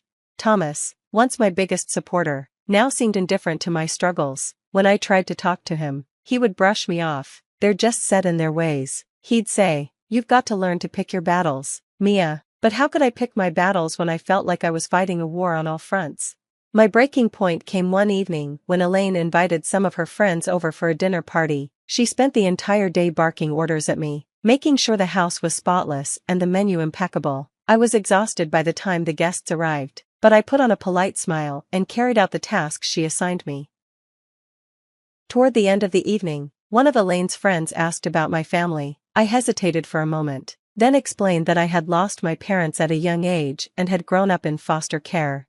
The room fell silent, and I immediately regretted sharing. Elaine broke the awkward tension with a forced laugh. "Well, that explains why you're so good at handling things on your own," she said, her tone dripping with condescension. Her friends chuckled politely, but I could see the judgment in their eyes. For the rest of the evening, I felt like I was on display, a curiosity for these well-heeled women to dissect. Later that night, I confronted Thomas in our room. "Your mother humiliated me tonight," I said, my voice trembling. Thomas barely looked up from his phone. "You're overreacting, Mia. She didn't mean anything by it." "How can you say that? You heard her." He sighed heavily, as if I were the one inconveniencing him. "You need to stop making everything about you. My parents have done so much for us." I stared at him in disbelief. "So that gives them the right to treat me like I'm beneath them?" Thomas didn't answer, and I realized that the man I had married, the man who had once promised to stand by me no matter what, was no longer the same. The next day, while running errands for Elaine, I stopped at a small cafe to grab a coffee. As I waited in line, I overheard a conversation at the table behind me. A man in a sharp suit was speaking animatedly about a new charity project he was spearheading. His voice was warm and inviting, and for a moment, I felt a pang of longing. When I turned to glance at him, our eyes met. He smiled, and I quickly looked away, embarrassed. Little did I know, that chance encounter would change the trajectory of my life. That evening, Elaine announced with great fanfare that Richard's boss, Mr. Harrington, would be joining us for dinner the following week. She was in a flurry of excitement, directing preparations like a military general. "This is a big opportunity for your father-in-law," she said. "Don't screw it up, Mia." I wanted to roll my eyes, but I bit my tongue. I knew this dinner would be another test, and I braced myself for whatever was to come. The days leading up to the dinner were grueling. I spent hours cleaning every corner of the house, polishing silverware, and perfecting recipes under Elaine's watchful eye. By the time the evening arrived, I was too tired to even feel nervous. As the guests began to arrive, I tried to stay in the background, serving drinks and making myself as inconspicuous as possible. But when Mr. Harrington walked through the door, my heart stopped. It was the same man I had seen at the cafe. He paused when he saw me, his brow furrowing slightly. "Mia?" Everyone turned to look at me. I froze, unsure of how to respond. "You two know each other?" Richard asked, his tone laced with suspicion. Mr. Harrington's face broke into a smile. "Oh, we go way back, don't we, Mia?" The room buzzed with curiosity, and I could feel Elaine's eyes burning into me. I had no idea how to explain this twist of fate, but one thing was clear: everything was about to change. The moment hung heavy in the air as everyone waited for me to respond. My mind raced, trying to process Mr. Harrington's words. We did go way back, but not in the way anyone in this room might imagine. Why yes, I stammered. Mr. Harrington knew my parents. Richard's eyes narrowed, clearly suspicious. Elaine, ever the perfectionist host, tried to diffuse the tension with a forced laugh. Well, what a small world. Please, come in, Mr. Harrington. As dinner progressed, the conversation seemed to center around Mr. Harrington. As everyone fawned over his stories of success, I quietly served dishes, keeping my head down and avoiding his gaze, but every so often, I'd catch him watching me with a curious expression. Finally, as the evening began to wind down, Mr. Harrington asked to speak with me privately. Elaine looked displeased, but she didn't dare argue with someone of his status. We stepped into the hallway, and he turned to me with an incredulous expression. Mia, is it really you? I can't believe this. How have you been? Hearing the genuine concern in his voice brought tears to my eyes. It's been difficult, I admitted. He nodded, his brow furrowing. After your parents passed, I lost touch with you. I tried to find out where you'd gone, but I ended up in the foster system, I said quietly. His face fell. I'm so sorry, Mia. Your parents were dear friends of mine. They would be heartbroken to know what you've been through. I didn't know what to say. The flood of memories from my childhood, coupled with the overwhelming kindness in his voice, made me feel a mixture of relief and sorrow. Mr. Harrington's concern didn't end there. As he prepared to leave, he asked Richard and Elaine if I could see him to his car. They reluctantly agreed, clearly eager to maintain their connection to such an influential figure. As we walked down the driveway, he turned to me and said, Mia, you don't belong here. They treat you like you're nothing, but I can see that you've grown into a strong, capable woman. Your parents would be proud of you. Tears welled up in my eyes again. No one had spoken to me like this in years. I don't have anywhere else to go, I said, my voice trembling. He placed a comforting hand on my shoulder. You have me now. I'll help you get back on your feet, I promise. Over the next few days, Mr. Harrington's words stayed with me. For the first time in years, I felt a glimmer of hope. I began to imagine a life beyond the walls of Thomas's family home, a life where I could reclaim my sense of self-worth. But breaking free wasn't going to be easy. I knew that Elaine and Richard would never let me go without a fight. They saw me as nothing more than a convenient housekeeper, someone who could be easily controlled. That's when Mr. Harrington reached out to me with a plan. One afternoon, while Elaine and Richard were out, I received a call from Mr. Harrington. He told me about a job opening at his company, one that he believed I'd be perfect for. I know it's a lot to process, he said, but I want you to think about it. This could be your chance to start fresh. I hesitated. The idea of working for someone as accomplished as Mr. Harrington was both exciting and intimidating, but more than that, I feared how Thomas and his family would react if they found out. You deserve this, Mia, he added. Don't let anyone convince you otherwise. That evening, as I tried to muster the courage to tell Thomas about the opportunity, a confrontation erupted. Elaine stormed into the kitchen, furious that I had forgotten to polish the silverware for an upcoming party. You can't even do the simplest tasks right, she snapped. Before I could respond, Thomas chimed in. Mom's right, Mia, you've been slipping up a lot lately. His words felt like a slap in the face. After everything I had endured, this was how they saw me? Something inside me snapped. I thought of Mr. Harrington's offer, of his belief in me, and of the life I could have if I was brave enough to take a step forward. I looked Thomas in the eye and said, I'm done. His brow furrowed. What are you talking about? I'm done being treated like a servant. I'm done living in a house where I'm not respected. I'm leaving. The room fell silent. Elaine and Richard stared at me in shock, and for once, Thomas had no words. That night, I packed my things and left. As I walked out the door, I felt a mixture of fear and exhilaration. I didn't know what the future held, but I knew one thing: I wasn't going to let anyone hold me back anymore. I stood on the sidewalk outside Thomas's family home, clutching my small bag of belongings. The house loomed behind me, cold and unwelcoming, but as I took my first steps away, I felt the weight begin to lift from my shoulders. That night, I stayed at a small motel, using the little savings I had managed to squirrel away. I replayed the events of the day in my mind, wondering if I had made the right decision. Doubts crept in, but then I thought of Mr. Harrington's words. You don't belong there, Mia, you're capable of so much more. I resolved to believe in him and in myself. The next morning, I called Mr. Harrington to let him know I had left. He was relieved and immediately arranged for me to meet him at his office downtown. Walking into his sleek corporate building, I felt out of place. Everyone was dressed sharply, moving with purpose, and I couldn't help but feel self-conscious in my worn-out clothes. But when Mr. Harrington greeted me with a warm smile, some of my nervousness melted away. "I'm so glad you came," he said, ushering me into his office. "I've been thinking about how we can get you started on the right foot." He explained the job he had in mind for me, an entry-level administrative role. It wasn't glamorous, but it was an opportunity to learn, grow, and, most importantly, to earn my independence. "You've got potential, Mia," he said. "I see it. This is just the beginning."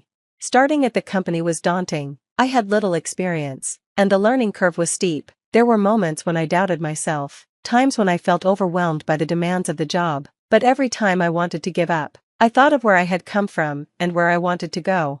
Mr. Harrington became a mentor to me, offering guidance and encouragement whenever I needed it. Slowly but surely, I began to find my footing. I made friends among my colleagues, who were supportive and kind. For the first time in years, I felt like I belonged. As I settled into my new life, I began to confront the pain of my past. Losing my parents had left a hole in my heart, and the years of mistreatment had made me doubt my worth. But through therapy and self-reflection, I started to heal. One evening, I found myself sorting through a box of my parents' old belongings that Mr. Harrington had kept for me. Among the photos and keepsakes was a letter my mother had written to me years ago.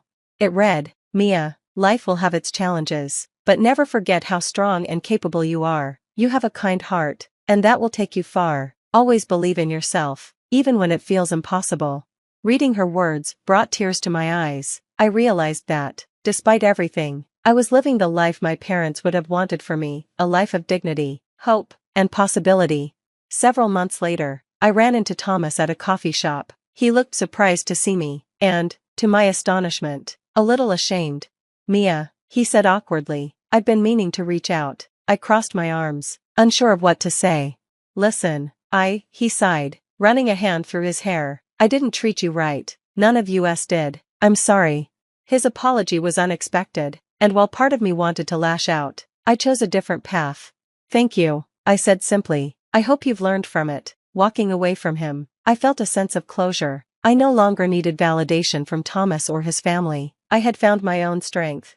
1 year after leaving Thomas's family, I had built a life I was proud of. I had been promoted at work, moved into a cozy apartment, and even started taking classes to further my education.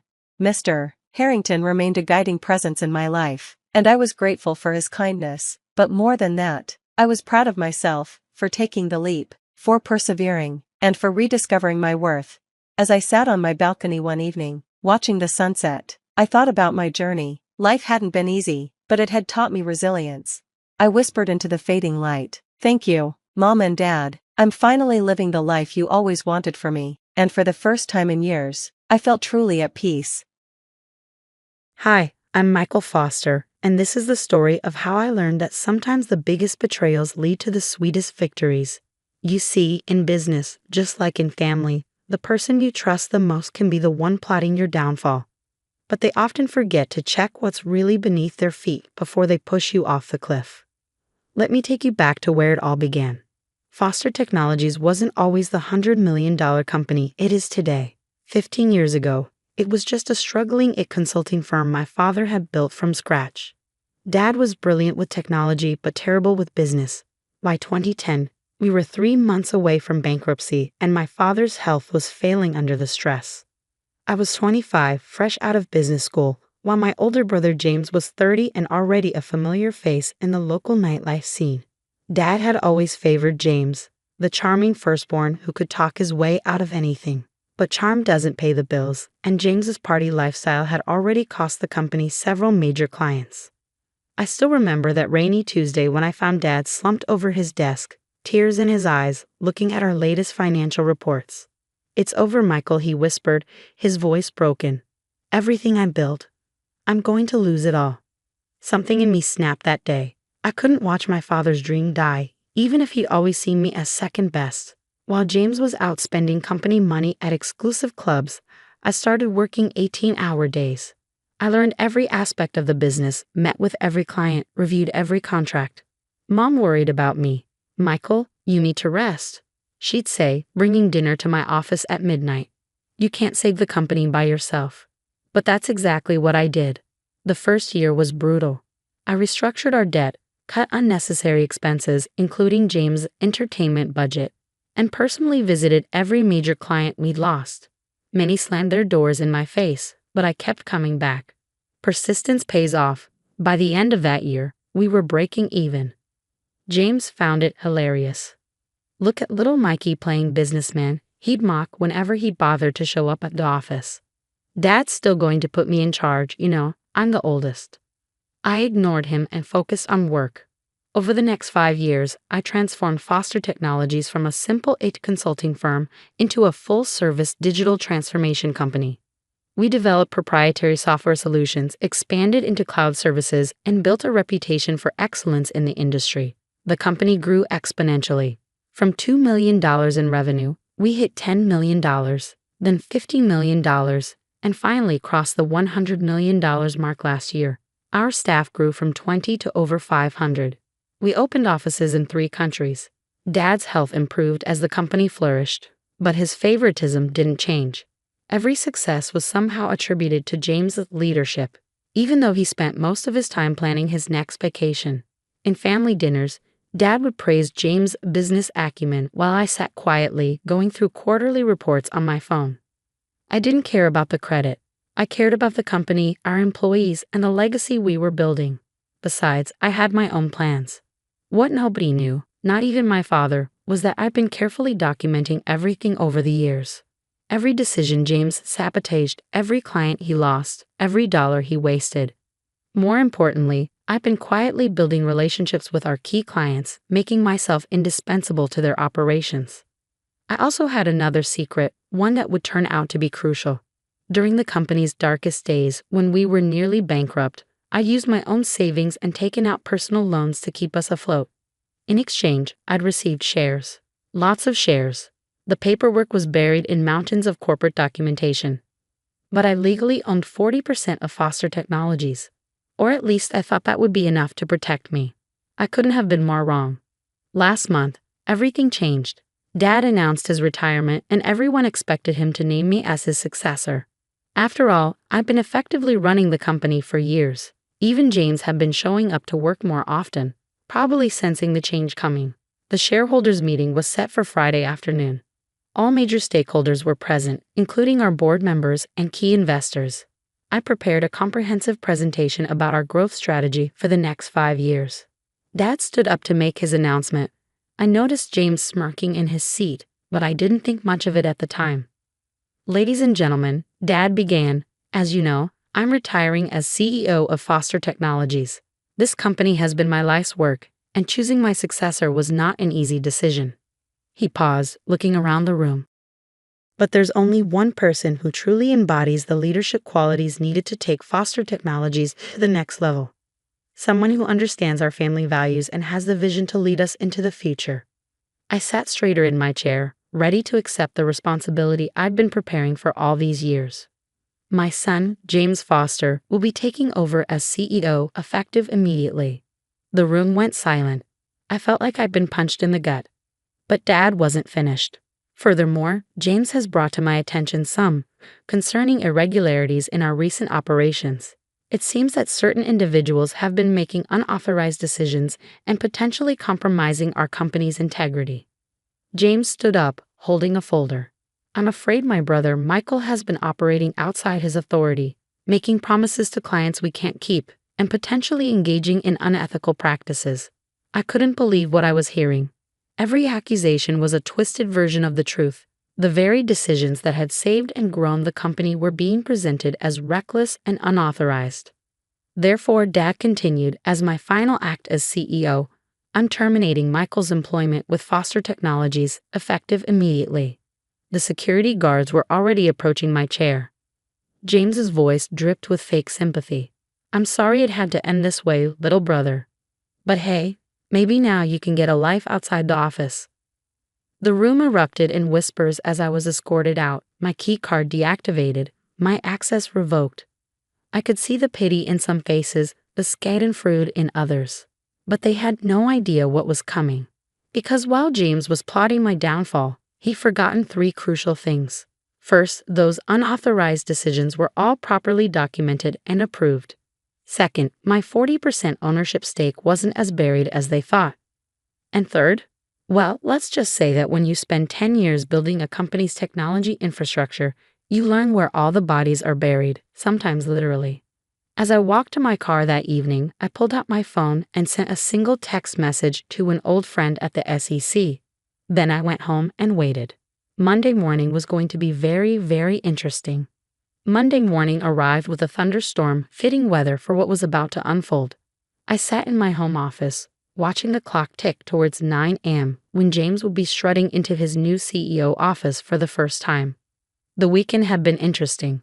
Mom had called 17 times, leaving tearful voicemails about family unity. Dad hadn't called at all. James had been too busy celebrating at his favorite clubs. The photos were all over social media, including some questionable ones with the company credit card clearly visible on the table. I smiled, remembering how James always thought technology was beneath him.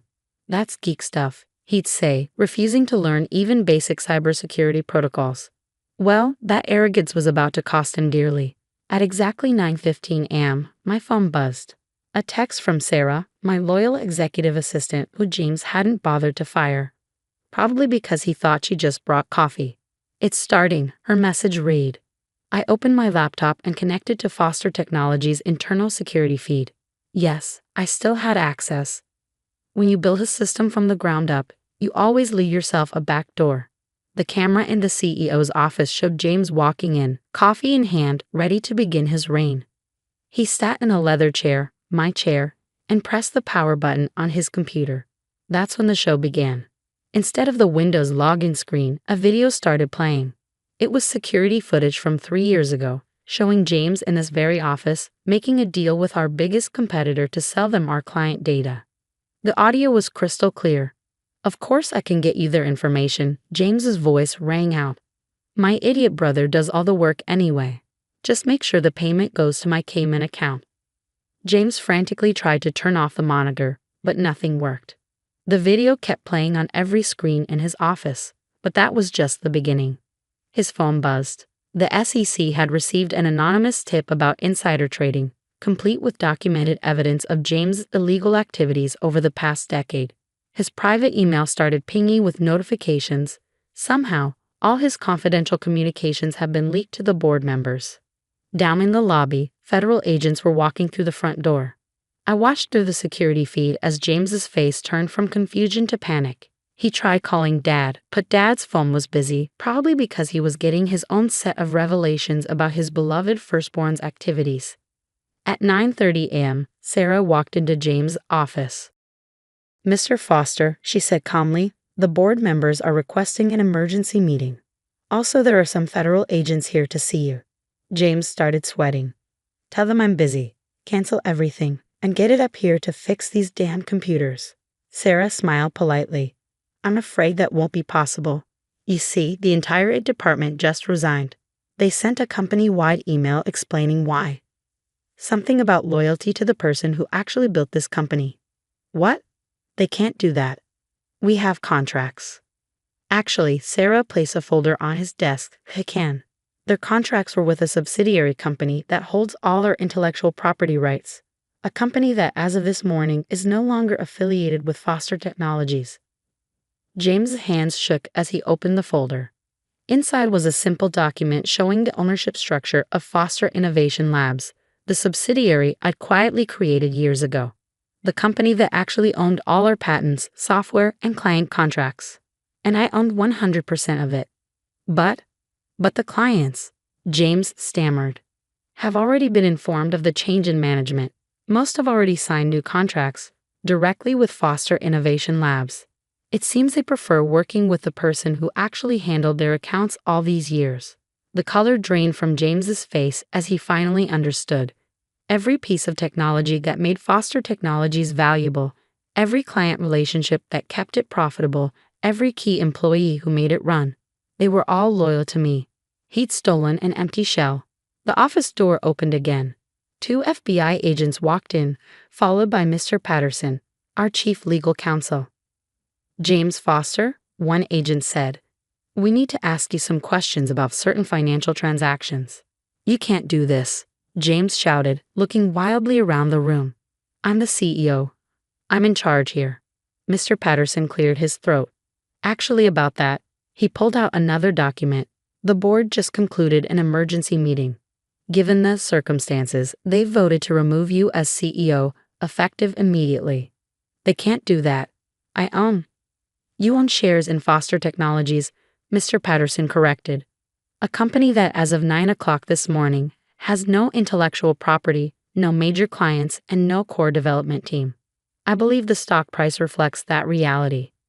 James lunged for his computer, probably to check the stock ticker. But of course, his screen was still playing videos of his various illegal activities over the years. As James was escorted out of the building by federal agents, his designer suit wrinkled and his face ashen, I sent one final company-wide email from my remote access. "To all remaining Foster Technologies employees, you have a choice. Stay with a sinking ship or join us at Foster Innovation Labs, where innovation and integrity actually mean something. Your jobs are secure, your benefits will be better, and most importantly, your hard work will be respected." Within an hour, 90% of the staff had accepted the offer. But my revenge wasn't complete yet. There was still the matter of dear old Dad's retirement fund. The fallout was spectacular. Within 24 hours, Foster Technologies stock had plummeted 70%. News of James' arrest made headlines in every major business publication. Tech CEO arrested on multiple fraud charges. Foster Technologies in freefall as scandal erupts. But I wasn't done yet. 3 days after James's arrest, I sat in my new office at Foster Innovation Labs headquarters, a modern building I secretly purchased 6 months ago. Sarah walked in with a familiar face. Dad's financial advisor, Mr. Goldman. "He's been calling nonstop," Mr. Goldman said, looking uncomfortable. "Ever since he realized that his retirement fund is worthless, I finished for him, because he invested everything in Foster Technologies stock." Dad had always bragged about having skin in the game, keeping his entire retirement portfolio in company shares. It was poor financial planning, but he'd never listened to advice about diversification. Now those shares were worth pennies on the dollar. "Your father is desperate," Mr. Goldman continued. "Mrs. Foster, your mother, she's worried they might lose the house." I leaned back in my chair, thinking about all the times Dad had dismissed my warnings about James's behavior. All the times he'd attributed my success to luck rather than hard work. "Set up a meeting," I finally said. "Tomorrow, 10 a.m., here." The next morning, my parents arrived at Foster Innovation Labs. Mom looked like she'd been crying. Dad looked like he aged 10 years in a week. They sat across from me in the visitor chairs, the same model as the ones Dad used to make me sit in while he lectured me about real leadership. "Son," Dad began, his voice shaking, "I know I made mistakes." "Mistakes?" I interrupted quietly. "You let James destroy evidence of his crimes. You helped him embezzle company funds. You were complicit in fraud that hurt our employees, our clients, and our shareholders." "I didn't know." He tried to protest. "You knew. I cut him off. You just didn't care. Because James was your golden boy, and I was just the backup plan." Mom started crying softly. I handed her a tissue. "But that's not why you're here," I continued. "You're here because you're broke. Because the company shares that were supposed to fund your retirement are worthless." Dad slumped in his chair. "Michael, please, we're family." "Family?" I smiled without humor. "Was I family when you let James take credit for my work? Was I family when you fired me in front of the entire company?" I pulled out a folder. I learned that dramatic revelations were more effective with proper documentation. "Here's what's going to happen. Foster Innovation Labs will buy back your shares in Foster Technologies at their original purchase price." Their eyes widened with hope. "But," I continued, "there are conditions. First, you both sign a non-disclosure agreement about James' activities. Second, you retire, quietly, to that house in Florida you always talked about. Third, you stay out of my business, completely." "You do that for us," Mom whispered. "Not for you," I corrected, "for the scared 12-year-old boy who used to believe his father hung the moon." He deserved better than what you gave him. Dad started to speak, but I held up my hand. One more thing. The money comes with a trustee, someone who'll make sure you don't gamble it away on another one of James's schemes. Monthly allowance, investment restrictions, the whole package. You don't trust us, Dad said sadly. You taught me that lesson very well. They signed the papers. As security escorted them out, Dad turned back one last time. I was wrong about you, son. You're a better businessman than I ever was.